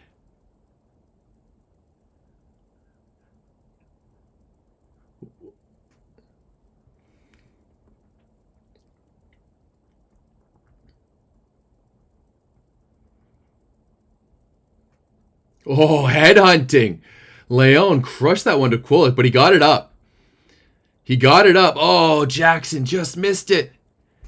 Just missed it.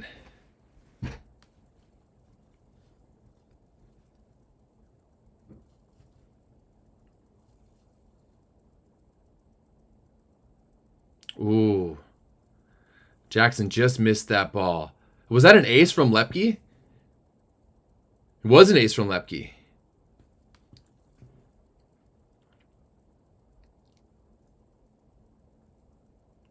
Moonax, I can't say I've ever had any issues with the TV app on VBTV. I use it with an Apple TV, though. My Apple TV is ancient. My Apple TV is like 10 years old. And it still works fine on it. So, yeah, I can't say I have any issues with VBTV on the TV app.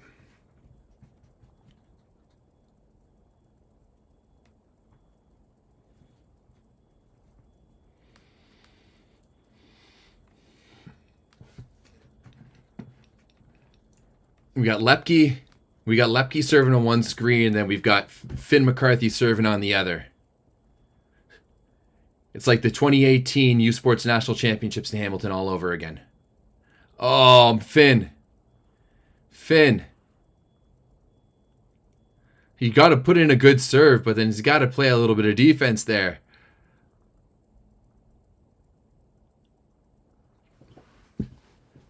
I mean, I appreciate you think my channel is better than VBTV. I think my commentary is much better than whatever you're going to get on VBTV, where they just use my content to prep. It's actually funny. You should, other than Key Michael, like Key Michael, we love Key. Never anything bad to say about Key. She does her homework, and I will fully, like before the Champions League, I was like, hey, I made this info. Lepke with another one. Let's go. But yeah, like I have other VBTV commentators in my DMs asking me stuff all the time.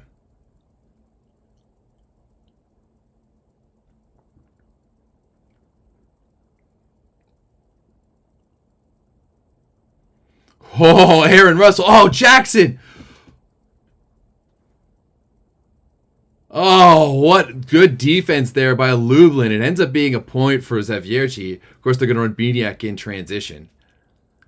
Well, I appreciate you having you here, but like, you're going to, don't be asking for me to put it on the screen. Well, Stegmeyer, I actually did a couple of VBTV matches for VBTV last year, and then they offered me half of the normal rate for what the commentators who know nothing about volleyball were getting. So I said no because I had respect for myself.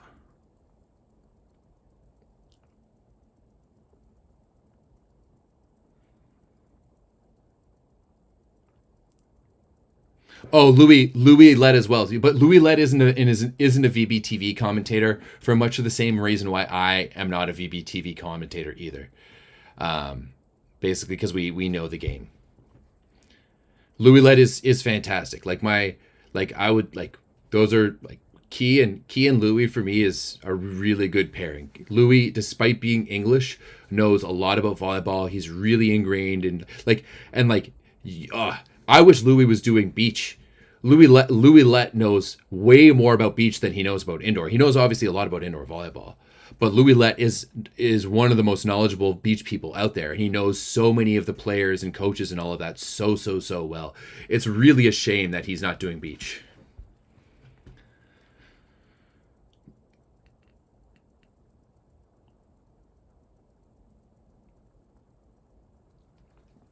So yeah, Louis is fantastic, and Key is great too. Terry, I plead the fifth.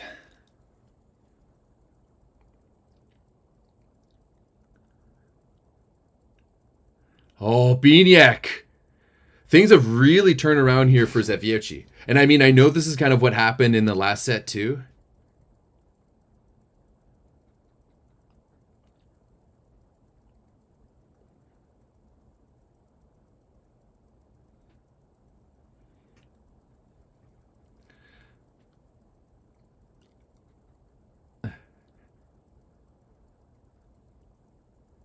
Whew, Leon going OT there. And Ignacio, I say despite being from the UK, because the UK is a country in Europe with almost zero volleyball culture that is not relevant. And yet we try to be soccer's little brothers. And that's why we have commentators who know a lot about football and rugby, or soccer and rugby, and know nothing about volleyball, commentating on all of these games.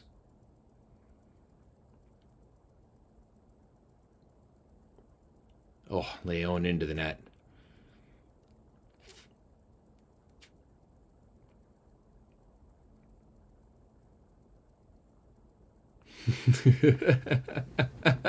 Emperor.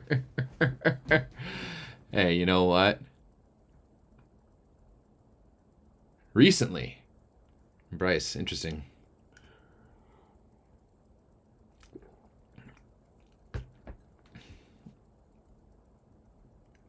Oh.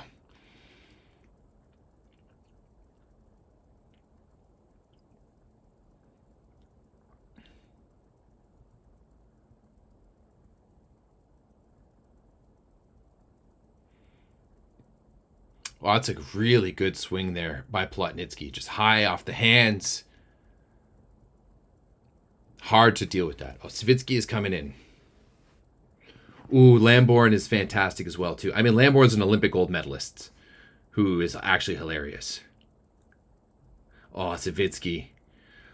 Savitsky misses a serve, and then Nikolov misses a swing. Nikolov swears to God there was a touch, though. He's very emphatic there's a touch. And he's kind of like, the referee's like, eh.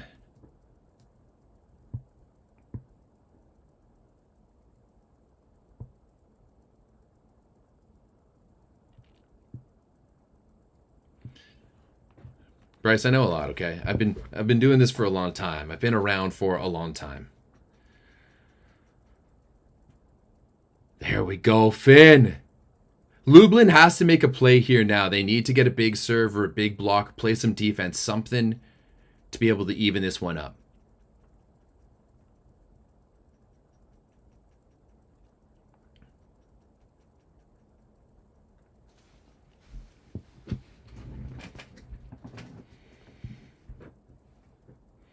Ooh, a net touch there for Perugia. Nikolov with the eye. That's pretty good.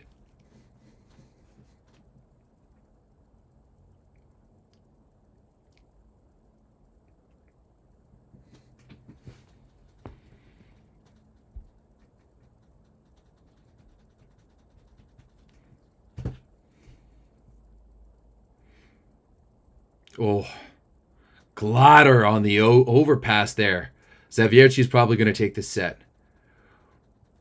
Do we just have a straight up sub or Duna? Oh no, Orduna's in for Putashchanin. Never mind.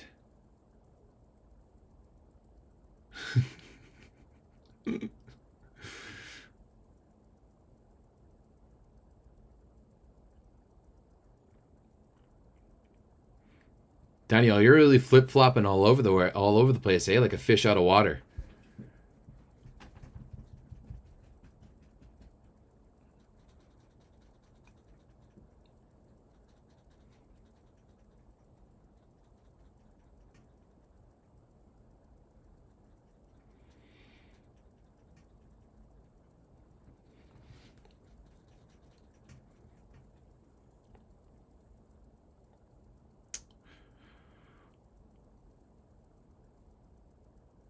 Oh, Lube. Lube's starting to look a little scary right now. Lube's starting to look a little sketchy.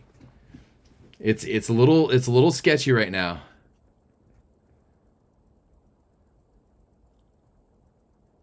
And just like that, like Zawiercie has really settled some things down. Their block has really figured it out. Is that another net violation there by Oh, timeout. I thought they should have challenged that. Santarelli or Guidetti, you can't ask me that. You can't ask me that. Lube finally remembered they're an unstable team. Yeah, things have turned around in both of these matches. All of a sudden, Lublin can't get the job done, and Perugia has really figured it out.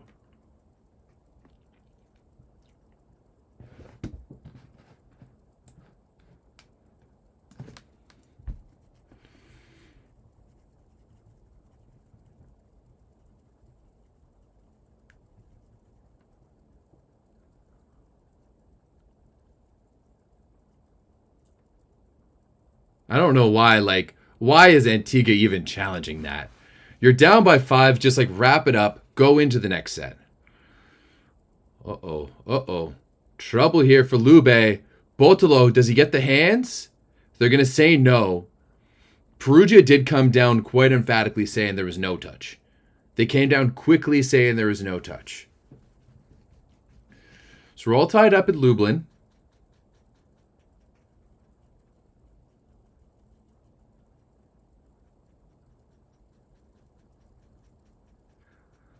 Did Botolo get a touch there? Oh, yeah. Such a big touch on Semeniuk. Such a big touch. Semeniuk, come on. Come on. Look at that face of his, too. Oh, no, I didn't touch it. All right, can Bonifant to help close this out? Going after Kalachi is a good idea there. Bentara. Will that be allowed? Who knows? We have no idea. But right now, Lube just needs to play side-out volleyball. They've got 1 point of gap.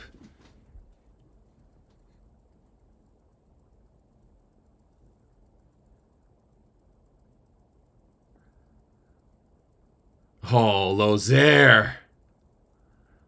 Come on. Lozère's usually a decent server, but that was pitiful.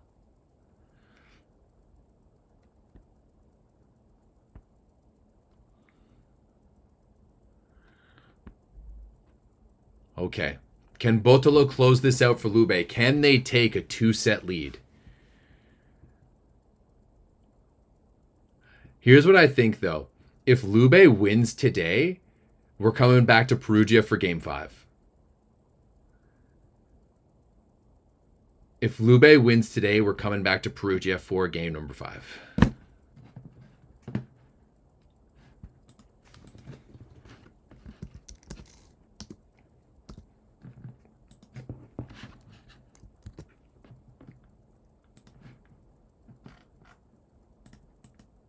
Where am I based? I'm based in Toronto. Toronto, Canada.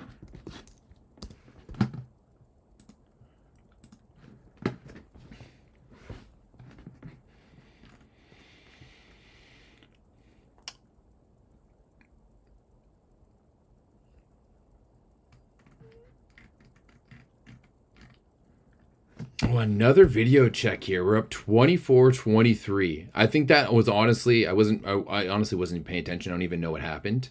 But Lube's starting to feel a little sketchy.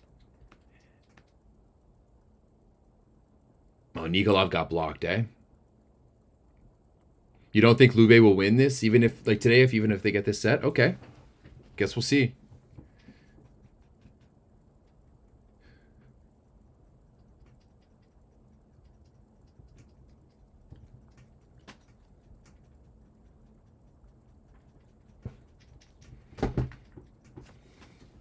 Okay. Semeniuk. Oh, no, sorry, that's Bentara. Lepke gets dug. Here's a swing for Semeniuk to tie it up. He goes off the block out of bounds. We are all tied up. Wow. Wow.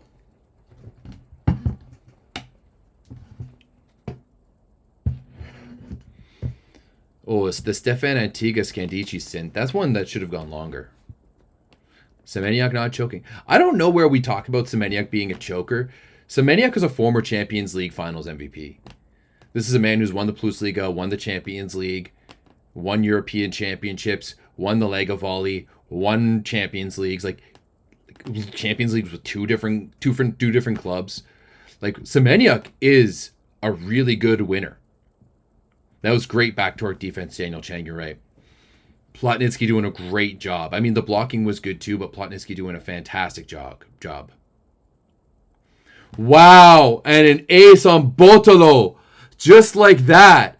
It's going to set point Perugia. I mean, it looked like done and dusted. It looked done and dusted.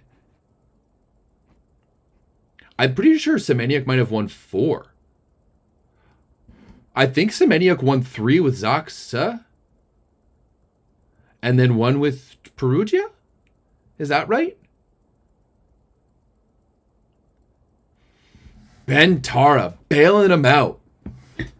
Crazy play.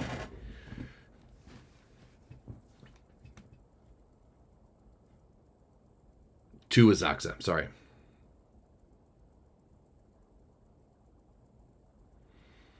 Oh, I thought that ball from Nikolov was going out. Oh, they're going to transition this now. They're going to transition this for sure. Yep, Semeniuk puts it away. Third one with the Zaksa was his Bednorse. Okay, yeah, you're right. You're right. Wow, what a turnaround there by Perugia. And it's not over yet. It's not over yet. Medei is challenging something. Medei is challenging something. But some really good serving, blocking, and defense there down the stretch by Perugia. The Plus Liga game is back on now. We're all tied up at 1 set apiece in Lublin, and Russell is going to blast that one out of bounds to start things off. Cesare telling Medei to calm down a little bit, to chill out a little bit.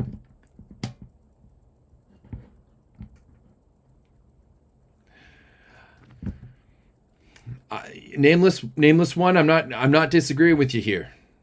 I'm not disagreeing with you. I think Bentara really fits this team well. I think he really fits this team well and how this team plays. Semeniuk letting Botolo know there's levels to this thing. I mean, Botolo was outstanding for Lube last year in the playoffs. And then he also beat Semeniuk last year in the European Championships too. No line violation. So we're going to set number 3, all tied up at 1 set apiece. Oh, wait. Medea is not happy with that call. He says that is not the call he wanted. Essentially is what he's saying out there.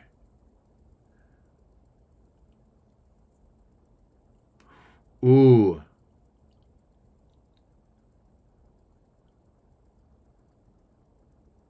I don't know.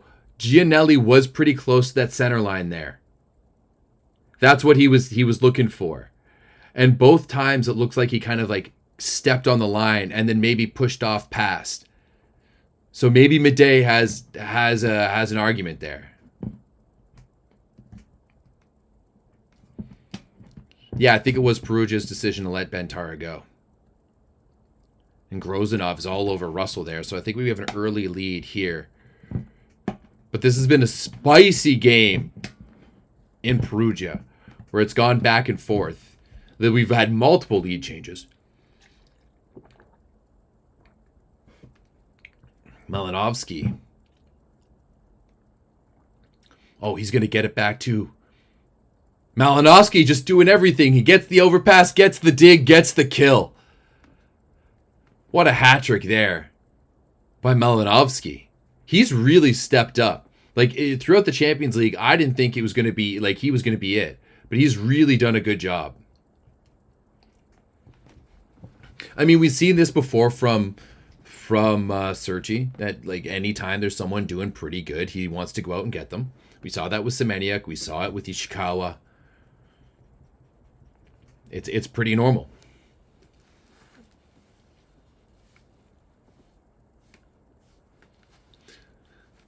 Just realizing how bad my hair looked. I had to go to the doctor's pretty early this morning, but I mean, at the same time, I know a lot of people get on Sergi's case, but he isn't an owner who wants to win, and he's going to put his money where his mouth is in order to make the best team possible. I really don't. I don't dislike that. Also, when you look at the history of Perugia, like Trentino bought their way into the league. Perugia started in like League 3 and worked their way up for a while. Oh, is that a Leon ace? That is a Leon ace.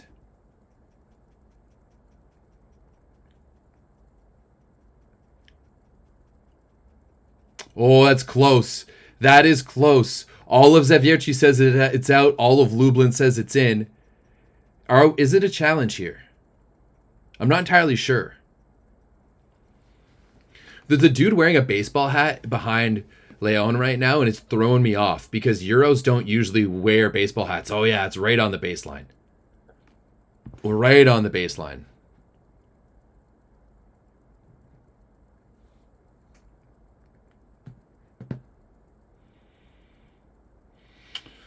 Okay, well, Lublin's had a really good answer here. And another big serve there by Leon. It's not going to be an ace, but it will be a free ball sent over. Tallis is all over that. And that second ball to Leon, not really on the tempo that he was looking for. They keep on showing this one guy in this tan shirt. Who is that guy?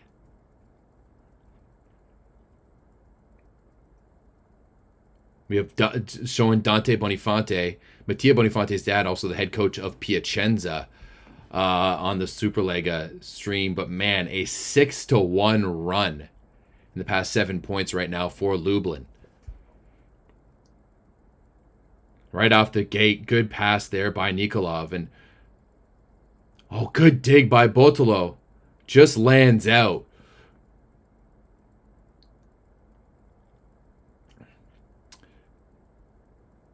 X4 R8D, I very much agree with you. I very much agree with you. I mean, with Bentara, you've won a leg of volley. 2 years ago, you won a Champions League last year. He's one of the best opposites in the world. I fully agree with you. Why are you trying to go elsewhere? But at the same time, like, I also said that similar to something when they had, who's my best friend? Herrera.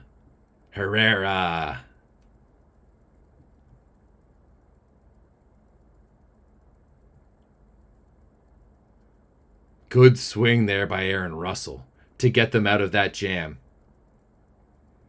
And Lozère gets a swing. Oh, I would have wanted to see him be a little bit more aggressive on that second ball as Nikolov recycles his own shot. Lepke, dug by Kalachi. Plotnitsky chases it down. Now Bentara off the block. Some really good broken volleyball right now for Perugia. And yeah, Plotnitsky is their best player right now for Perugia. And a big block. 2 points in a row there for Zawiercie, getting themselves back in it. If they're going to crawl back into the set, they need to get a little bit of momentum now. That's a big play for it. Lube needs to fight for their life right now. Lube needs to fight for the life after the way they let that second set go. Oh, off-speed shot there by Plotnitsky. Now Nikolov off the block. Grozdanov sneaks it through in Poland.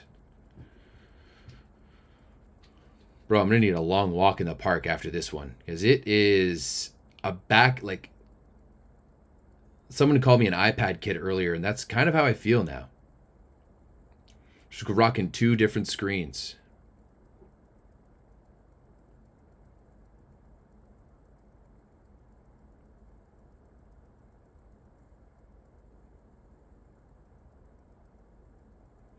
Nikolov, so dangerous. All right, what's Lublin going to do here? Malinovsky in transition.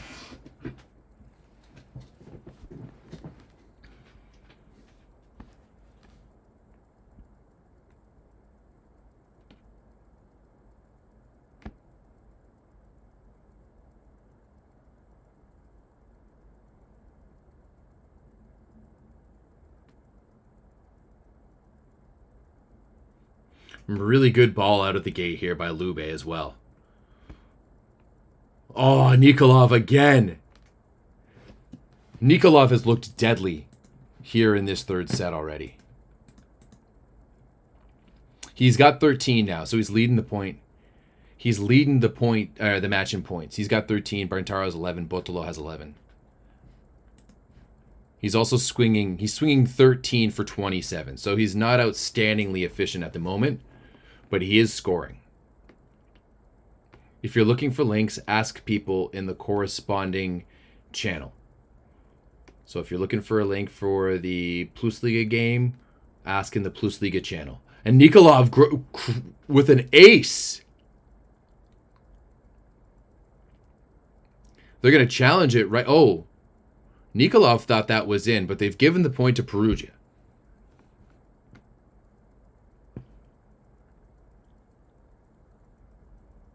And it's a 10-5 lead right now for Lublin. Oh, that ball is out. That ball is out. Ooh. Bovanj. Bovanj continues to be outstanding in this match as well, too. He's got 11. He's 8 for 17.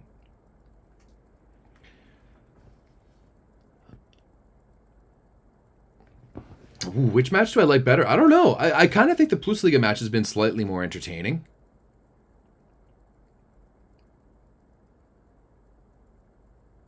Oh, that's a good block there by Lube. Perugia made a fantastic dig off of Lepke on that pipe, but that 3-man block was all over the place. I think it was Botolo too. Yeah, he's just getting over there nicely. Turns perfectly on Semeniuk. Russo was right there, but he missed it. Oh, Young and not happy with himself after that serve. Oh, Gianelli.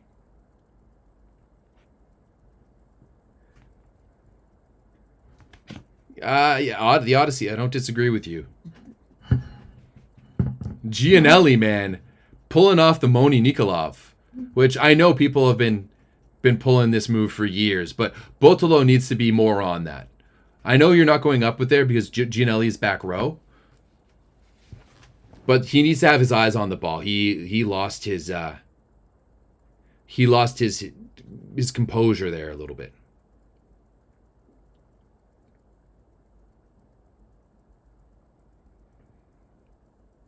Nikolov has been fantastic here in the third set in attack.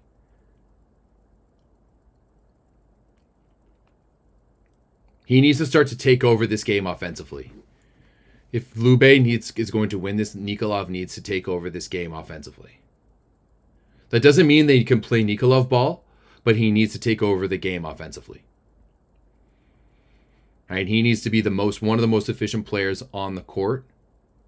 And when they give him the ball, he needs to terminate. Kind of like Leon right now.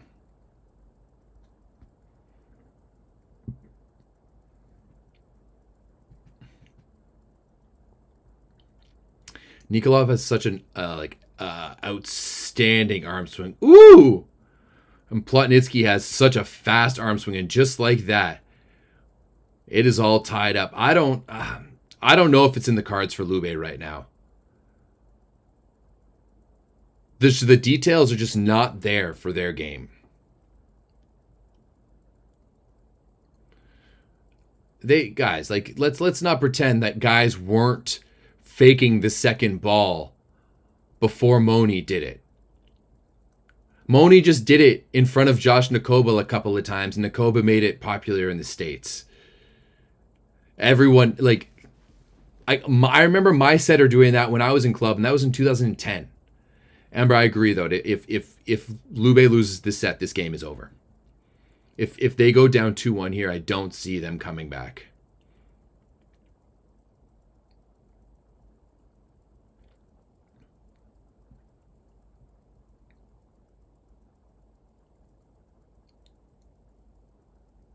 Who has the most swagger? I mean, Engapeth has an incredible amount of swagger.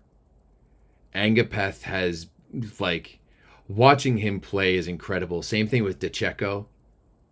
DeCecco doesn't look at it, but you just get mesmerized by watching DeCecco and the way he plays. DeCecco is magic. He has swagger for sure. Moni too. Moni has aura. Moni has aura. He's young, but just the way he moves around the court, just the way he plays, and especially we're talking about a teenager right now. What's he going to look like when he's 25, 26, 27? It's going to be very interesting to watch his progression along the way. Let's go, Lepke. Nice swing there. That is a good transition. Good play, good block there by Lube. The defense picks it up, and then when they're set up in their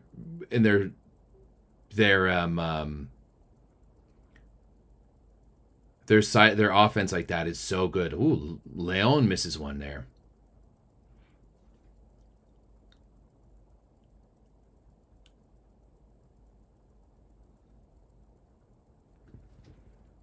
Ooh, Fornal too. I did forget about Fornal. I have seen Fornal play. It was before he was the Fornal as of now, but he's just effortlessly cool. Fornal is I will say this, that the Italians are a little bit nerdy when you watch them. They're all a little bit geeky.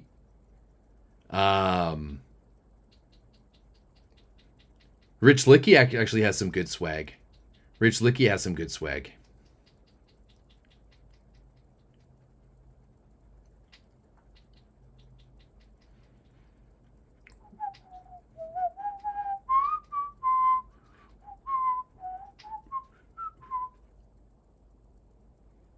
I've never seen Leon play in person, so I can't say how swaggy he is. Oh, actually, that's not true. I saw Leon play in person when he was like 16, back when he was playing with Cuba. But that's you can't. It was different. It was different.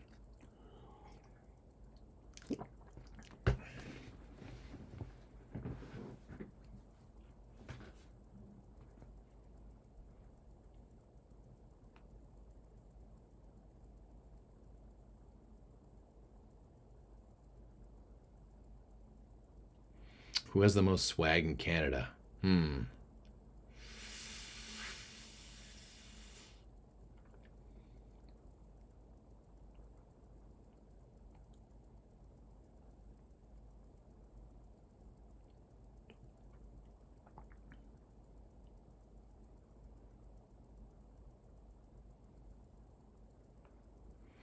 Lepke needs to get his serve going.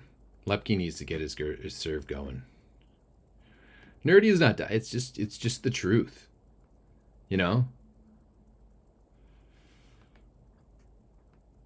I think Sakita has swag too. And this is just like, if you guys follow Sakita on Instagram, like he's just got sick fits and stuff like that. I think Sakita's got dope swag. I think if I'm going to give swag to the Americans, I would go Micah and TJ. Micah and TJ are both really swaggy.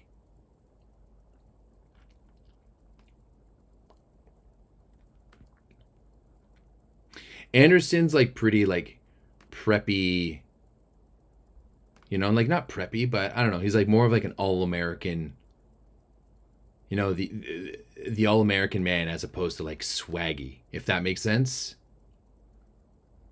Well, that's a good recycle there by Folek. Zawiercie has really like brought themselves back into this match here. Malinovsky. Oh, how did he score that?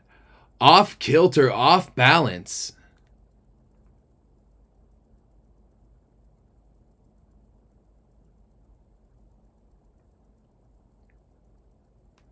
Oh, Ma'az got swag. Oh, how am I forgetting Taylor Averill? Taylor Averill has pure swag.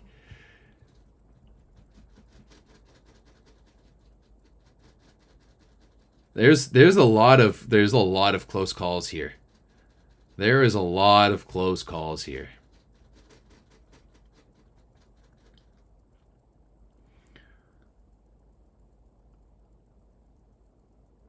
That ball from Malinovsky was right in. Ooh, I don't know if that ball touched Nikolov. I don't know if that ball touched Nikolov, and you can't challenge that. Yeah, Averill is the man. Come on. Taylor Averill is the swaggiest of swags. He's got fits. He's just got the vibes. Oh, Bovanj continues to crush it. Oh, Lepke with a nice little bang out of the back row there, too. I'll be honest, I don't really enjoy this. Like, it's cool to do once in a while watching these two matches, but I don't get to, like, sink my teeth into... Oh, Kyle Russell. Kyle Russell. He's the big American oppo with the mustache. There we go, Jackson Young. Oh, are they going to call that in favor of Zawiercie? They're calling it, the head referee looks like he took it over. They're calling it in favor of Zawiercie. And he's telling them to challenge it.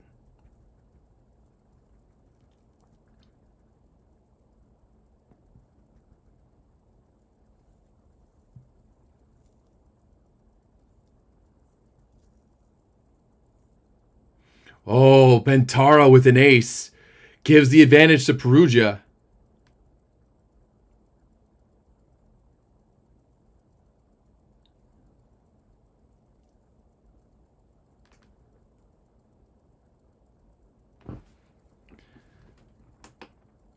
Just a dribbler off the net. Fools Lepke. I mean, it is kind of... It's a little bit of half and half there.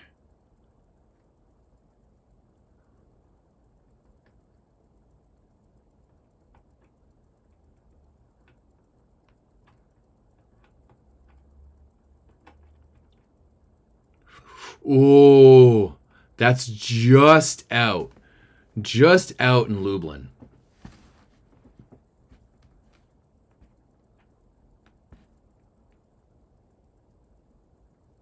I think Leon was just hungry. That was the issue in Cuba. He was just hungry. Oh, Biniak comes out with the ace. Wow. Berlin just has a permanent stranglehold on the league.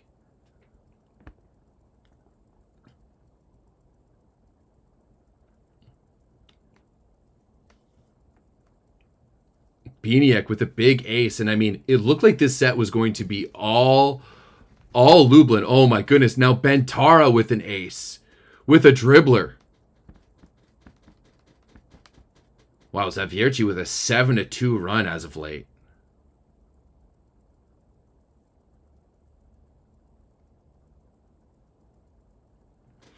Oh, I thought Palazzo was getting mad at Lepke there. He was actually getting mad at Nikolov, because Lepke actually got that ball up. Not that high, but that ball was up.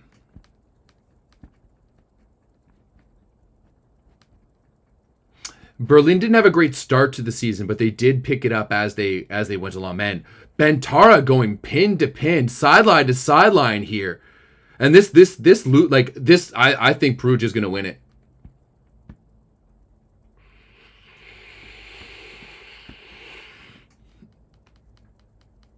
Oh, that's a net violation. Are they going to challenge that? Was Semeniuk on the net there? I don't think they're going to challenge it, but it looked like Semeniuk was on the net. I think this is done with the way Bentara is playing right now, and serving. Like we said, somebody said it in the chat earlier, and I agreed. Oh, now Botolo misses. Everything is just in shambles right now for Lube. Oh, Jackson!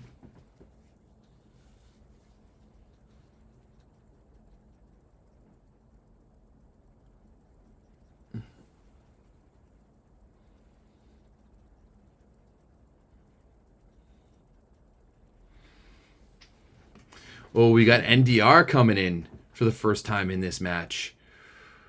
Bovan just going on a bit of a serving run here too.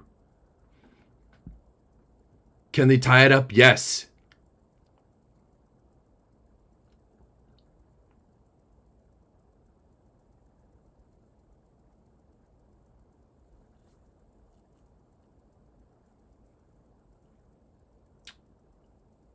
So, I mean, there was like a 6 or a 5, like maybe it's even 7-point lead for Lublin in this set, and Zawiercie has completely erased it. Young squeaks that one through. Lepke gets a block for Lube. Yuki still the fan favorite, even though he hasn't done anything and played for a little while.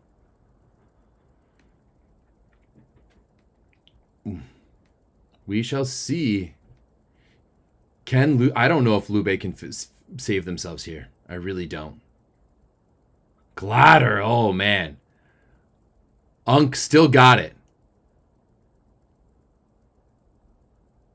Bentara just using NDR.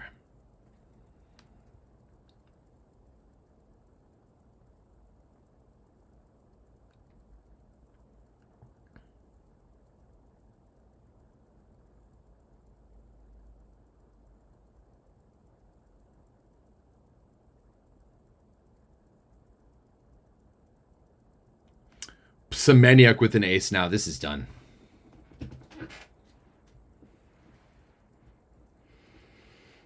This is done. Not the Plus Liga match, I think, is still like very much. But man, Nikolov.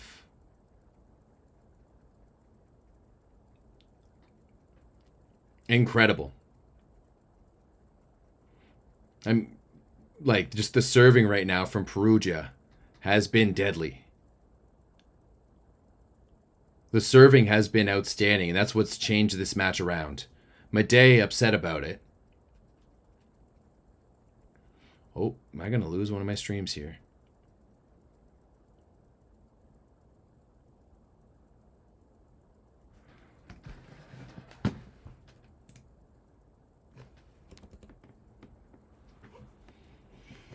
So my Plus Liga stream has gone completely blank. Looks like the connection coming from Poland is not that great. Oh. I'm losing connection everywhere, left, right, and center right now.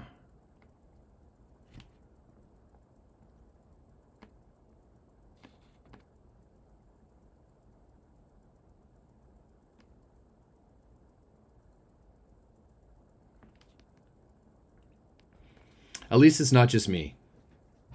I'd be worried there. I will say this, you know, from my contact at VBTV. When this happens, it's not a VBTV issue. It is a transmission from Poland issue.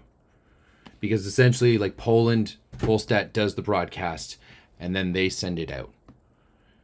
So as we've been told in the Discord, oh, there we go, NDR with an ace. Now I can show the whole Polish stream. Yeah, exactly. Oh, Stagmeyer, you're in Argentina. That's cool. Where in Argentina? Like Buenos Aires? But yeah, NDR with a big ace there for Lube. This guy, I'm surprised NDR wasn't on the France list. Like, we saw him play VNL last year, so I'm surprised he wasn't on the list this year.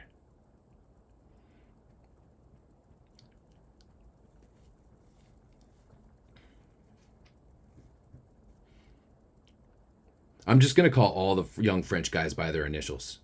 We got NDR, ATO, TF. Oh, I've got Poland back. Oh, there's a Nikolov bounce. A Nikolov line bounce. That could get them going. There's still there's still a whisper of a chance here for Lube. A whisper of a chance. Oh, Zawiercie gets the block there.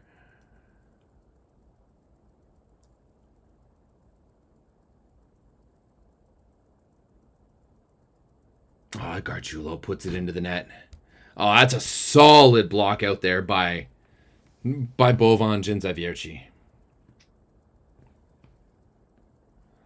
Oh yeah, what did your friend get in terms of update? What kind of information did he get there from NDR? Marin Russell's serving tough here. Getting that separation. Oh, can they track it down? That's really good.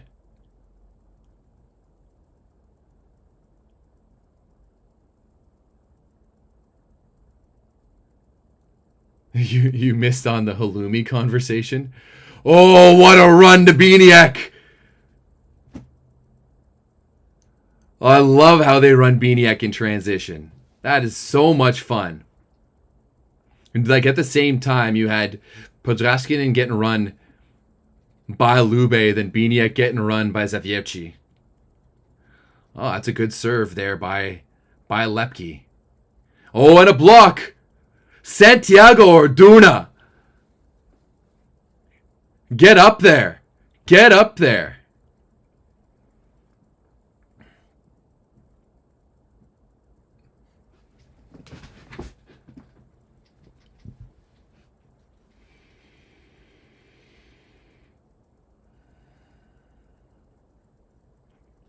Python, are you a big enjoyer of halloumi?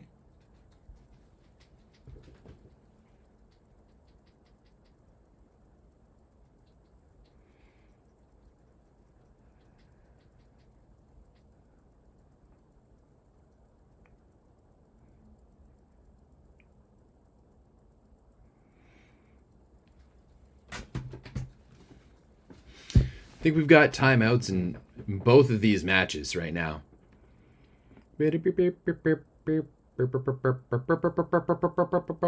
Okay. Can Russell figure it out here for Zawiercie?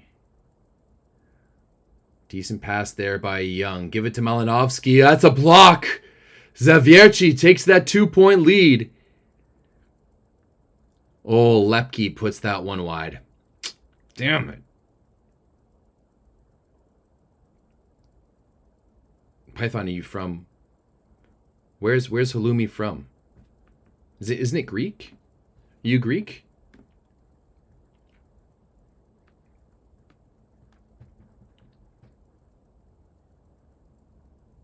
Oh, what a pass there by Tallis. Yeah, nice little chizzy there by Jackson Young, too. Such a good set by Commenda.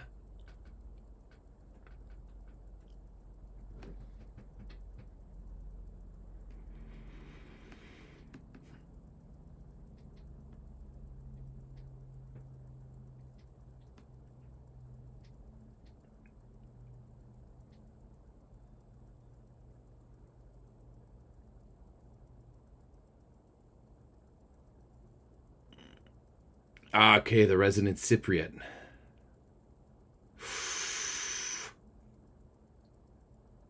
I didn't know halloumi was out of Cyprus.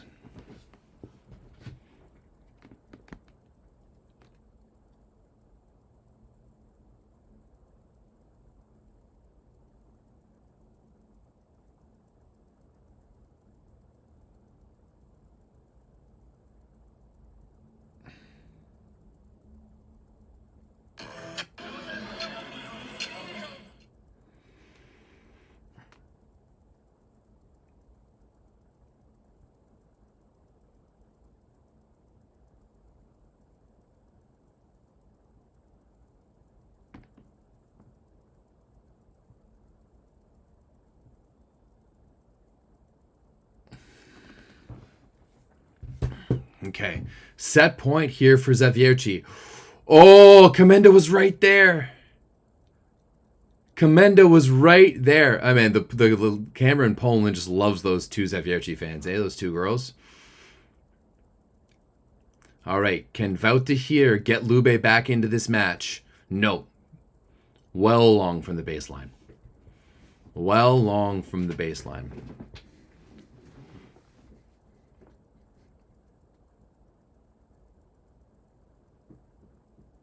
Wout not happy with himself. Understandably so. As a serving sub, you've got one job. One job only.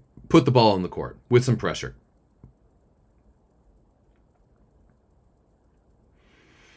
Oh, NDR gets dug. Here's another chance by Perugia. Oh, the tip. Lasso's there. Nikolov on that C ball. It's going to be another out-of-system situation here for Perugia. Oh, Nikolov. Damn.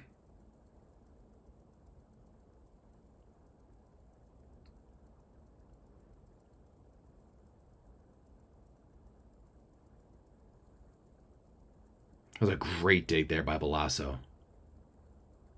Oh, Nikolov. I mean, that's such a fantastic swing. Like, that's it. Like, that's textbook. The way that Semeniuk is able to turn that ball down the line, coming from behind at him, at his peak, at an OT down the line. Ooh, so good. That's a missed serve there from Bentara. It gives Lube just a little bit of life. A little bit of life, but you're going to need two big serves here. Oh, that was the backup libero back there. Cargiulo with NDR's hand in his face. That's so funny. All right, Orduna. Santiago Orduna. With the float serve at Kalachi. Bentara puts it away. Perugia one set away from taking the Scudetto.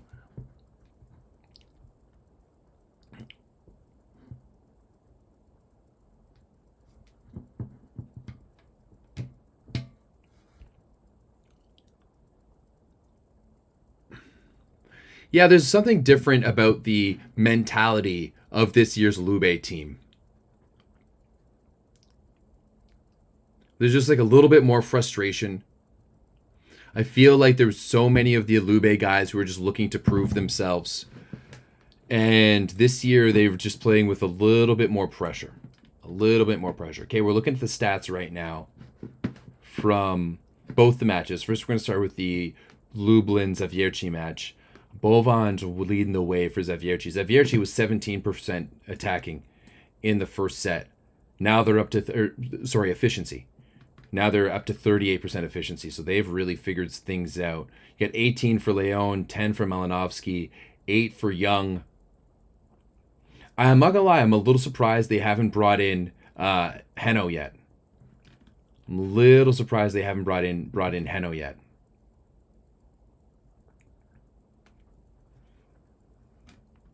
Jackson's played all right, but he had, like, statistically, he hasn't been great.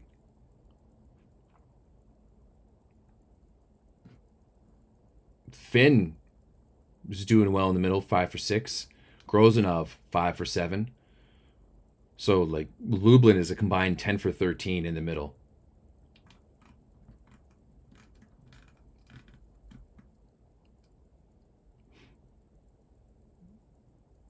Less serving errors as well for Zawiercie, too. Nikolov leading the way with 17. Bentaro's got 15. Lepke with 13. Semeniuk with 12. Botel with 12. Plotnitsky with 10. We're looking just at the stats of that third set now. Serving 9 missed serves by Lube. Yeah, you can't win sets making 12 errors. That's too bad. What's the series score? Lublin Zawiercie? It's 2-1 in favor of Lublin. So if Zawiercie wins this, they would tie it up at 2 to be able to play Game 5 at home.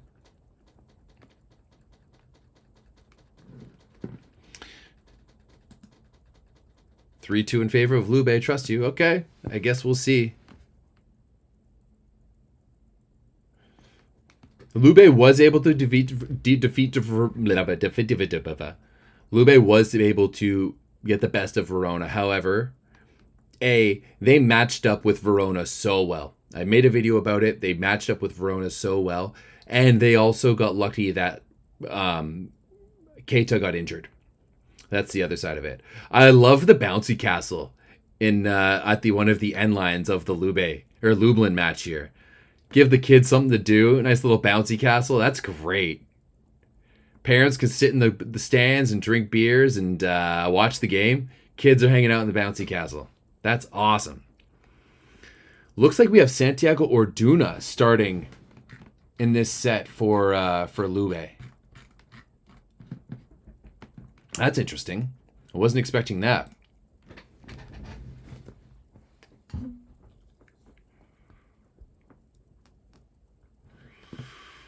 Bonifonte hasn't been setting great.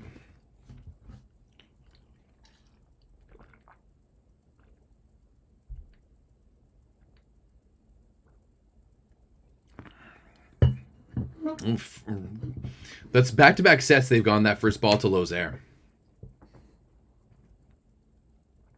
That's just normal in Polish volleyball, eh? Nice little bouncy castle for the kids.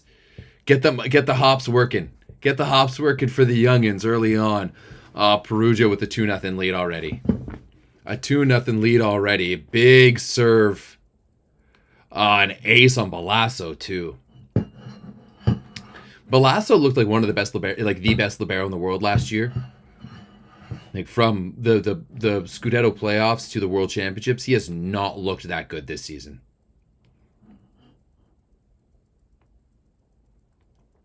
Whoo, Eric Lepke. That was gross swing. With authority, too. I mean, Lozère is super late on that, so there's just so much room down that gap.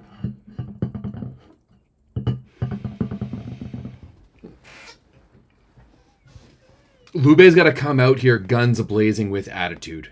If they keep Perugia into this game, it's going to be over. Good blocking here by Lublin. Oh, a good recover by Glader, and they're going to give it to Malinovsky on the right side. More good defense from Zawiercie. Oh, Aaron Russell. Just such good patience from Zawiercie right now. Be patient, reset, be patient, go for the opportunity when you've got it.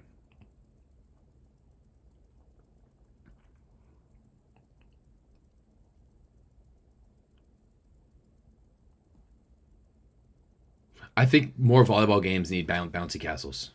I like that play by the Poles.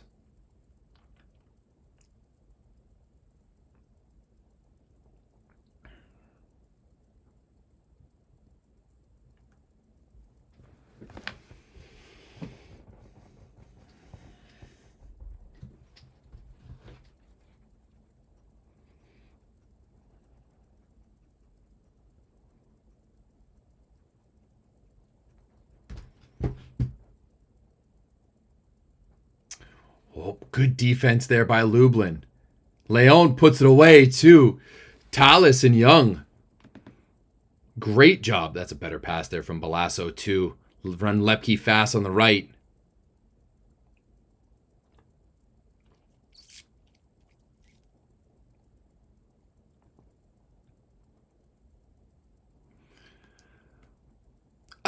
I tend to disagree with that. I think at the end of the day, your setter needs to be able to set the ball. So that's why you see guys like Tony Uti and Sakita. Firle isn't that big. Bonifonte isn't that big. Right? Your setter needs to be able to set that ball. Hell, Tavares isn't that big. He's just a good athlete as well, too. I have no idea what Kofi is doing for his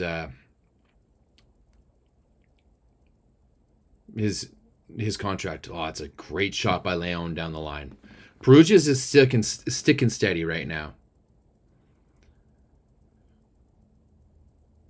And I mean, Orduna really likes going for Lepke right now.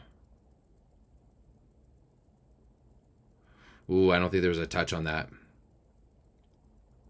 I don't think there was a touch on that shot by Lepke. Leon with a heavy serve. Behind the baseline. Pivchek. Oh, Aaron Russell. Aaron Russell is incredible.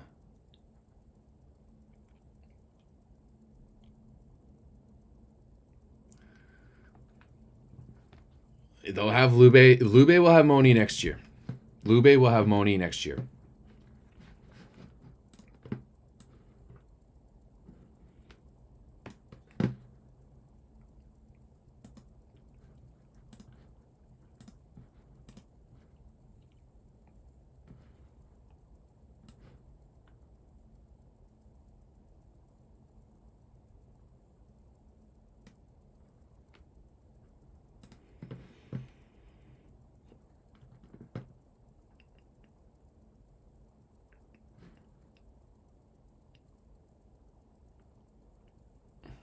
This is just a little bit of a back and forth match here in Poland.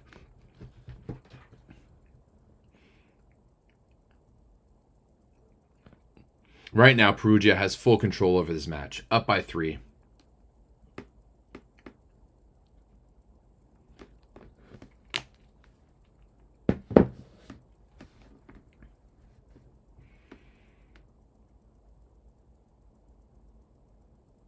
Povans, Joe.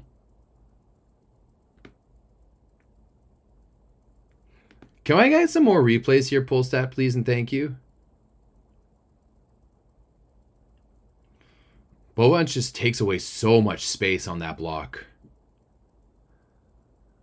Polish blocking is so aesthetic. It's not something that I would want to teach, like the style of how they block and how they slam it, but it's so aesthetically pleasing. And right now, Perugia is just, they're not making any errors inside out.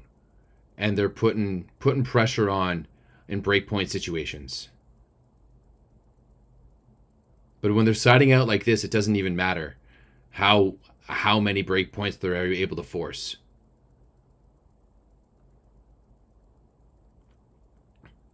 Oh, wow. Good blocking. Those are 2 big back-to-back blocks by Zawiercie, and they've really woken up overall. This is a team who, I mean, I thought this series was going to be over here, but Zawiercie looks like they're ready to take this match home.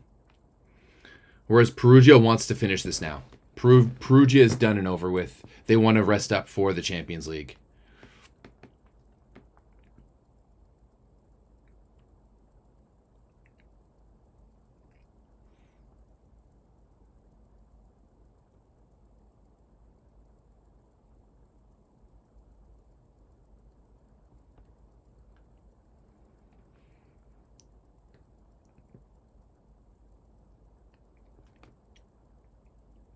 No, that's clean. That's clean by Glatter. I agree. I think Moni is going to have a big effect. I think they're keeping basically most of the team, except for Bonifonte. Like, I'm pretty sure it's still going to be like Botolo and Alex and Eric.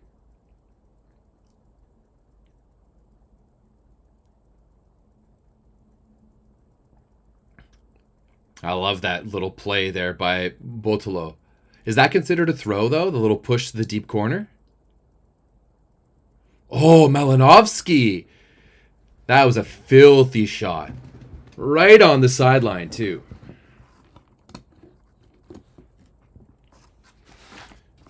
And Lube is just perfect inside out. They have been perfect inside out.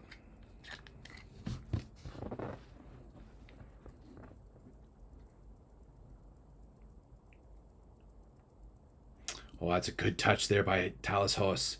Come on, Jackson. Ah.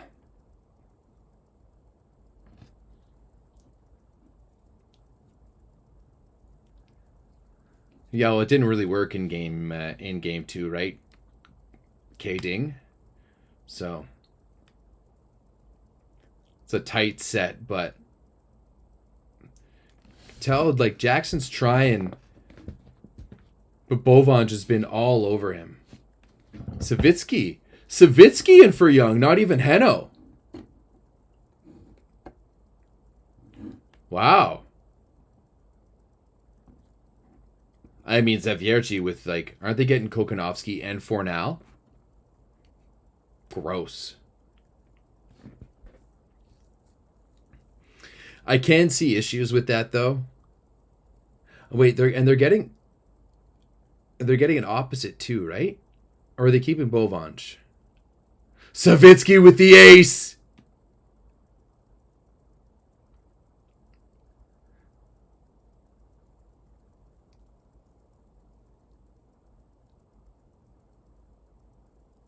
Nikolai Savitsky coming back from the dead with a huge ace.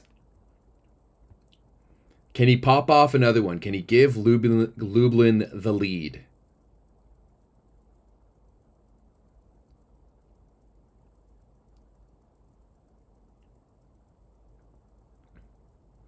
Oh, kicked up there by McCarthy. Kept alive. Can they do it again? Oh, the tip. Old man Glader with the vision. Bovanch and Richlicki? They've got both? Wow. That's going to be an embarrassment of riches for Zawiercie next year. Bovanch and Richlicki on the right side. For now, Russell and Kvolek in the center position. You've got Biniak and Kokonovsky. Tavares setting. Papivchek libero. That is crazy. Oh, and they shut down Leon, too.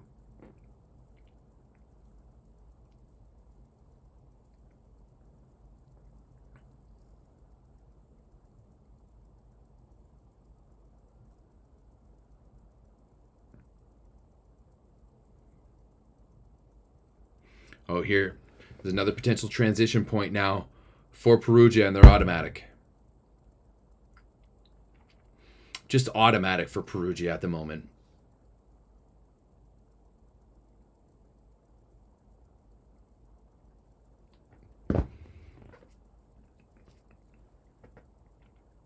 Pivchek with the scoop on Malinovsky.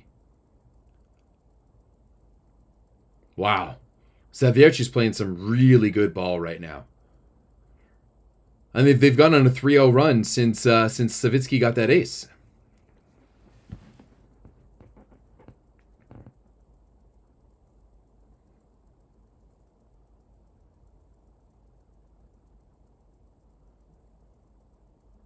This does look like Zawiercie's game to lose, I won't lie.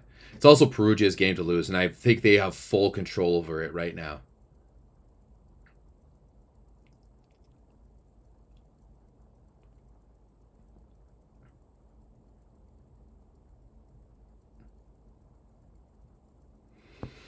Just no service pressure. You know, they won that first set from service pressure, did Lube.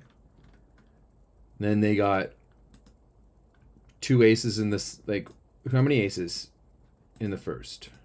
4 aces in the first, 2 in the second, 1 in the third, none so far in the fourth. But they do have 5 serving errors. Oh, another block there by Russo. They've been perfect inside out in this set, and they've been Yeah, and they've been perfect in this set right now. Their side out is perfect, and they're getting breakpoint after breakpoint. Zawiercie bringing some juice. I like that. I like that play though from Komenda. You know what you've been working with the other guys. Bring in the guy who's fresh in off the bench. Bring in the guy especially who has something to prove. Just let him swing away. Let him swing away.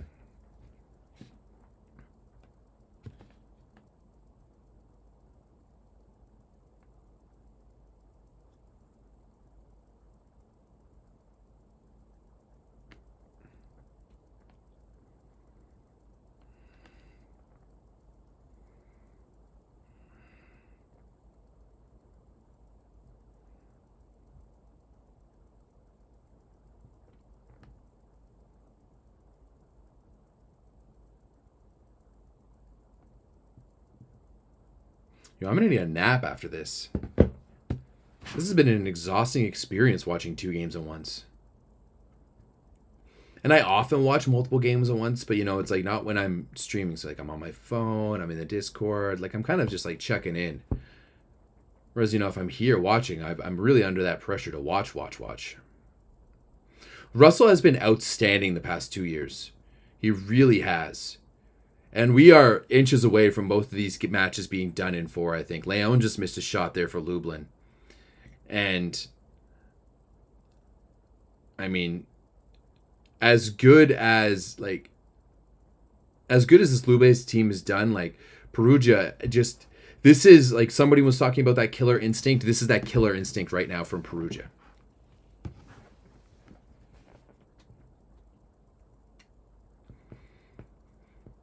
Every, once again, their side-out game has been perfect. And every single time they get a chance to make a play in defense, they have been.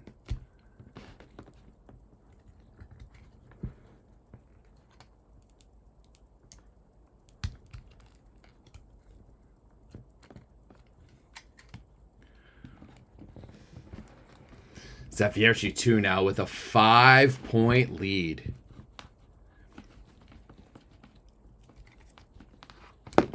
And now I thought the Lego volley schedule was going to work against Perugia, but it looks like they potentially, they're 9 points away from being able to go take this in 3 matches and have an entire week and a half to get ready for the Champions League semis.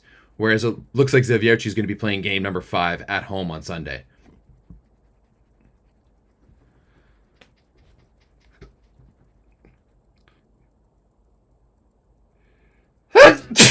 Excuse me. Sorry.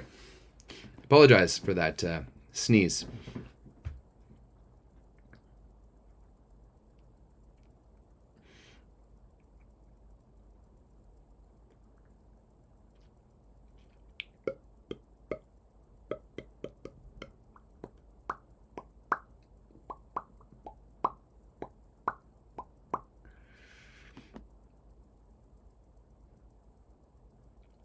Oof. Bentara. They just get another steal right off the bat. Now 17-11. Oh, no, sorry, that wasn't a steal. That was inside out, but still. It's like they've just been so good inside out.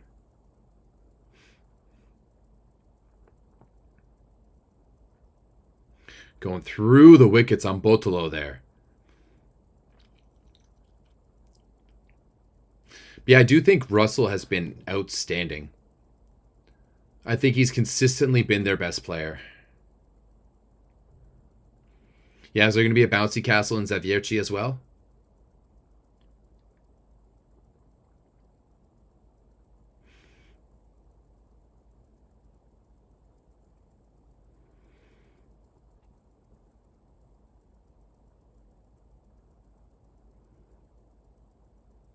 Oh, Leon missed one.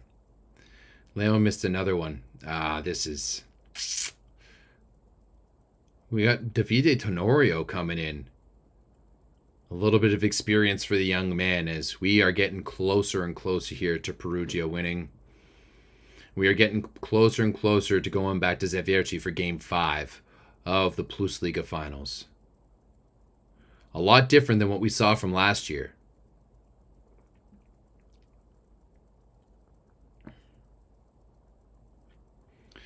Ooh, I mean, as good as this Perugia team is, I don't think they stack up as much as that Zenit team from the 2010s. Like you're talking about Leon, Mikhailov, Anderson. Gross. Gross. Oh, just a little bit tight pass there. Savitsky's smart to put it off of Tavares. Yeah. You can't stack that up. That's arguably one of the best club teams of all time.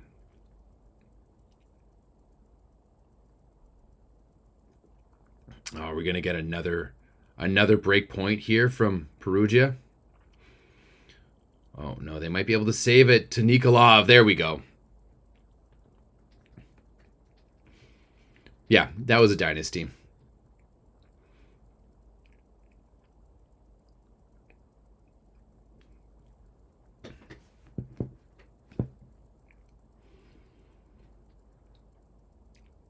Because especially like when you look at the Lube teams at the time who were trying to go up against them and stuff like that, that was before Poland was really on the scene at the elite level. That's what I want Russia back. I know a lot of you Europeans don't like that, but we live in a world where Israel is allowed to compete in these competitions, and now like America, who's starting wars with Iran, is allowed to compete and host competitions. So if we're gonna have rules for some teams and not others, I don't think there's any sense in that. It's like me at VNL events.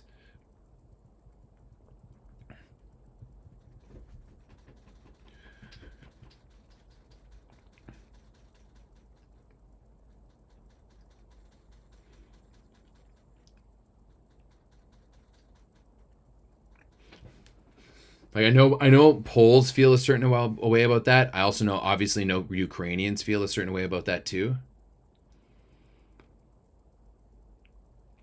But like, if we added Russia into the mix in the men's and women's, oh man, Perugia.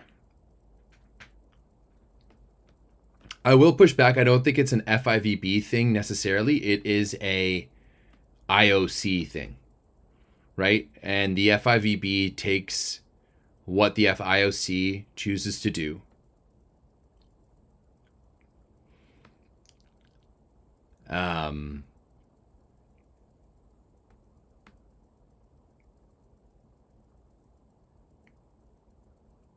It is very hypocritical. But man, imagine Russia in men's volleyball and like in women's volleyball with Italy and Turkey, and having Russia out there too. Italy, Turkey, Russia, Brazil, China. Oh, USA, of course. Same thing with the men on the men's side. You got like if you had European championships this year and you had Russia and Italy and France and Poland. Oh man. Bovange.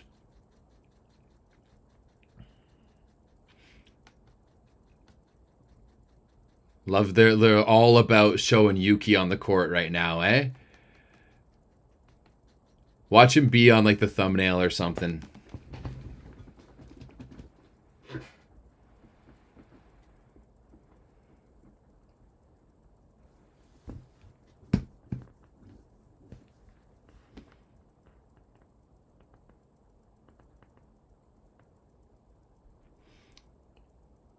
I don't know if they were offered that like same thing where they can't compete under the flag. I don't know anything about that.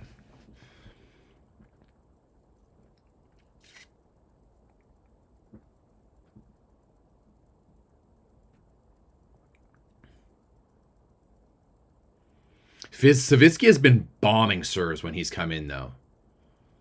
Just bombing serves.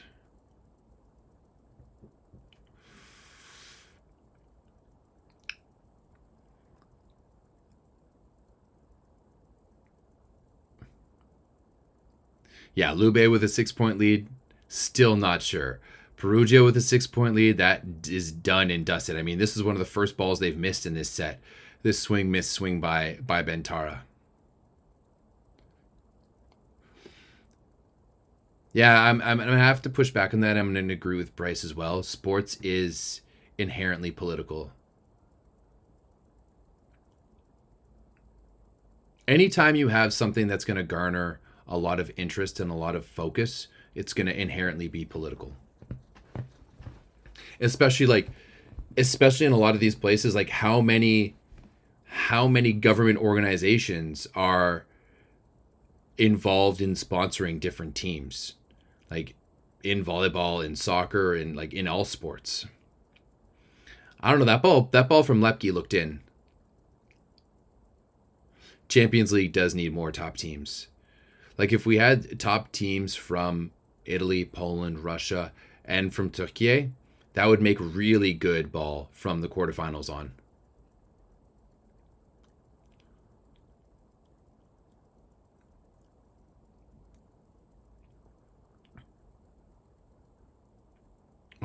Finn McCarthy out there acting like a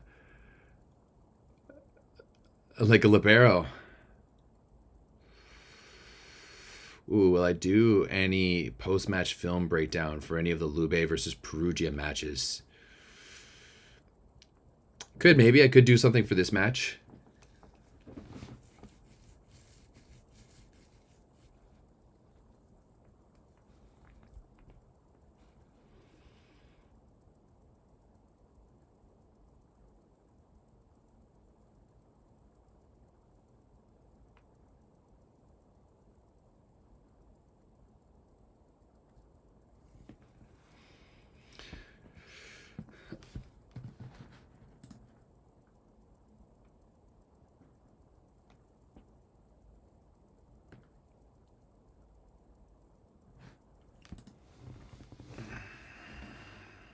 Yeah, imagine like a Dynamo Moscow in this Final Four too. Probably take out for Shava, add in Moscow. Gross.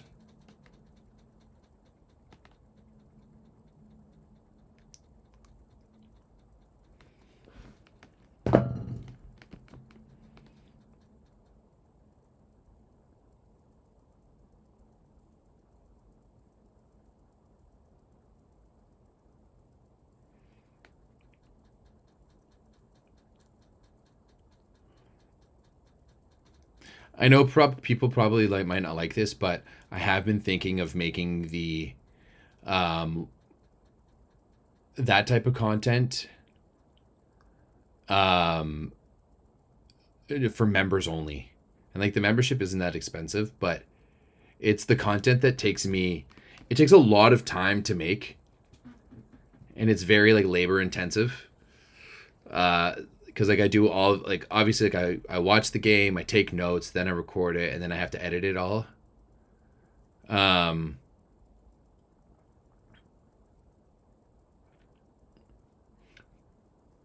but yeah, I haven't done a video breakdown in a while. Actually, I'm still sitting on a video breakdown. I did a video breakdown of Zerot Bank when they played Trentino the first time in the Champions League, back when Micheletto was still playing. I'm still sitting on that. I still have to finish editing it, but I maybe I'll do that one and put it out.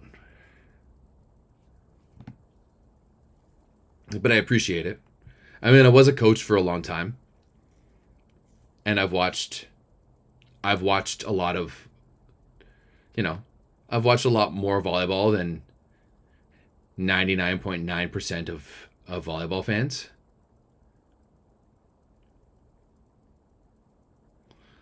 And we got match point right now for Perugia. I've kind of like gone off of this just because we've been talking about a bunch of different other things.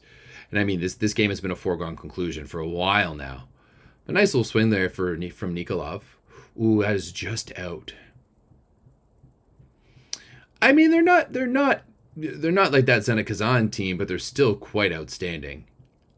And a part of the reason too is they're just also not getting the foreigners that they used to get because of the sanctions. They want people want to play in the Champions League, right? The best players want to play in the Champions League. Oh, Perugia wins the 2025-2026 Lega Volley Scudetto, sweeping the playoffs, hands down all the way through, sweeping the playoffs.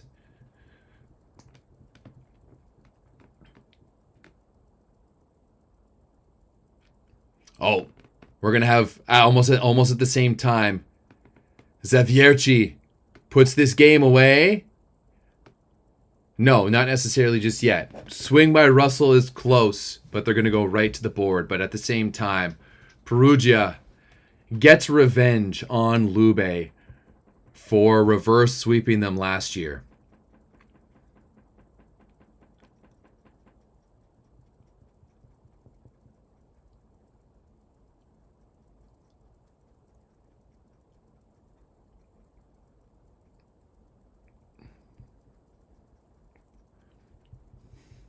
Yeah, I mean, Russia is Russia, and they're always going to have some of the best players.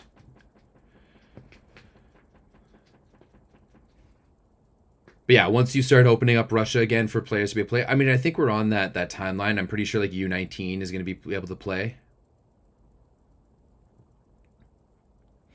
I think Verona would have done better against a healthy Verona would have done better against Perugia. I think, yes.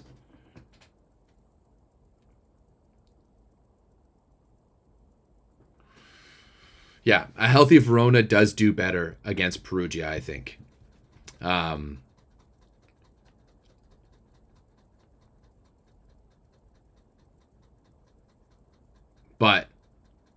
Verona didn't make it here. You know, Lube. Okay, Piotr, you're definitely on that. I honestly thought this one was going to be Lublin. I thought that like Lublin looked like they were going to have it. Like Lublin came back to win that first set, and they were leading by quite a bit in the second. And I mean, I know we're still going here, but Leome serves an ace. Okay.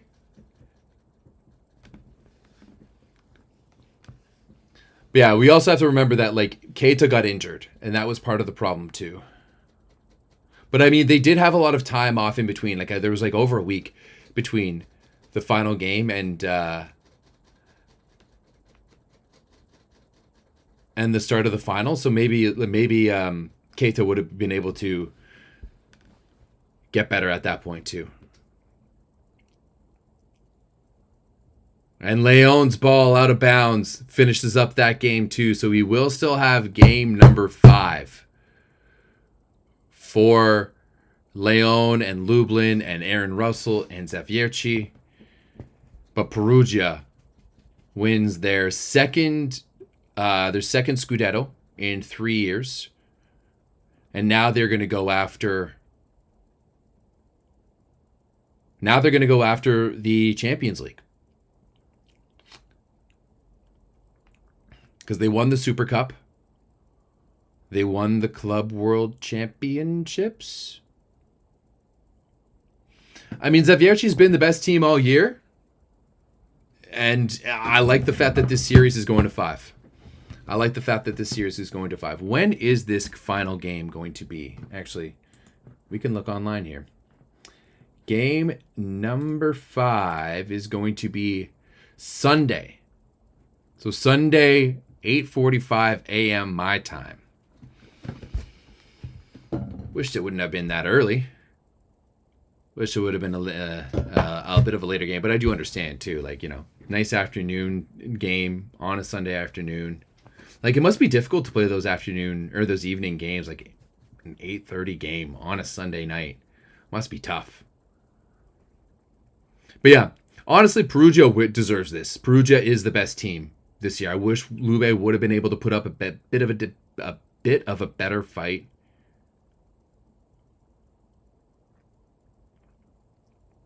But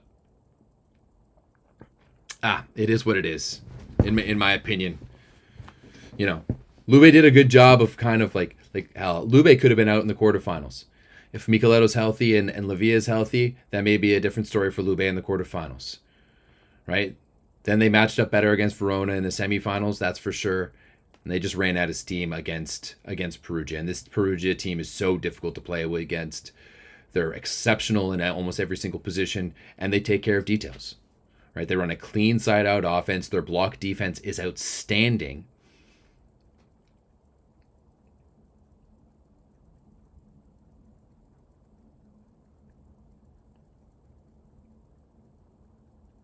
And that is Perugia's third championship, right?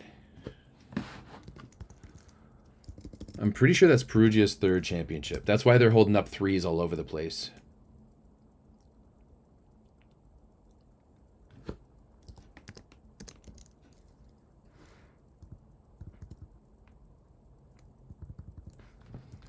Umbria volley. Umbria volley.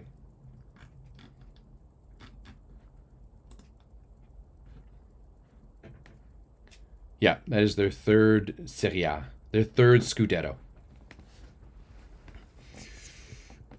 Second in 3 years. I mean, I think that just shows how difficult it is to win the Italian league. You know, with Trentina and as good as they say, Trentino, with Lube, with Perugia, with Modena, and the teams that they've had in the past as well too. As Mike is saying with Verona for next season, will be interesting to see the Verona versus Lube matchups with Moni in the picture. Yes, I do believe Micah Christensen is playing for Verona next season. However, it is going to be Paul Bucheger as well.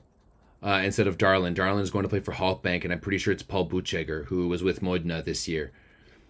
Honestly, I think Paul Bucheger had a better year than I expected him to, but I think that's going to be a downgrade because like they had to like they were able to run it so fast with Darlin on the right side, and you're going to have to set that ball a little bit higher, a little bit more of a loop.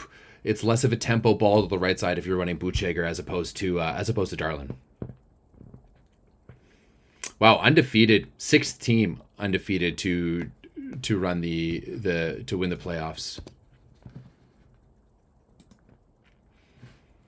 Good job, Perugia. Congratulations. Love that for you guys. All right, everyone, I appreciate you all tuning in. If you could just give a like to the stream, maybe hitting that heart button down there a few times, that would be really appreciated.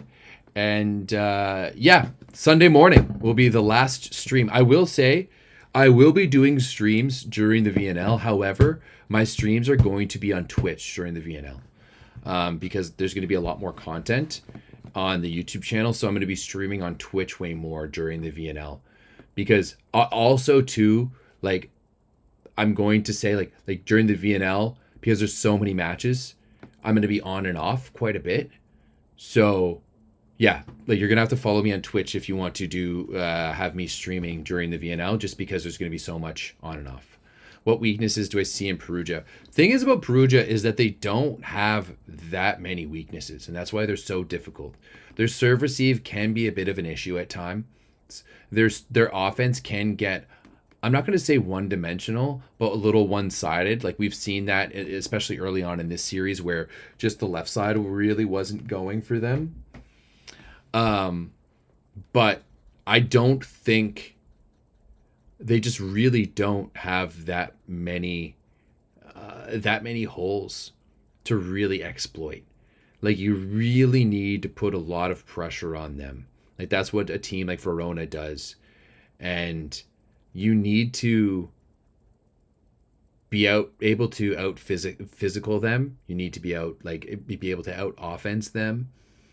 And you need to be able to serve them off the court.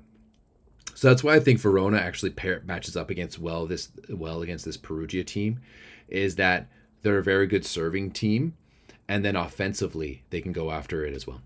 But yes, appreciate you all. A last stream of the playoffs will be on Sunday. I won't be streaming during the Champions League because I'm going to be camping. I'll be in the woods. I'll be at Algonquin Park. And then once VNL starts up, I'll be doing everything over on Twitch. Okay. Thank you very much, everyone. I love you all. Appreciate you all for being here today, and I'll see you soon. Bye.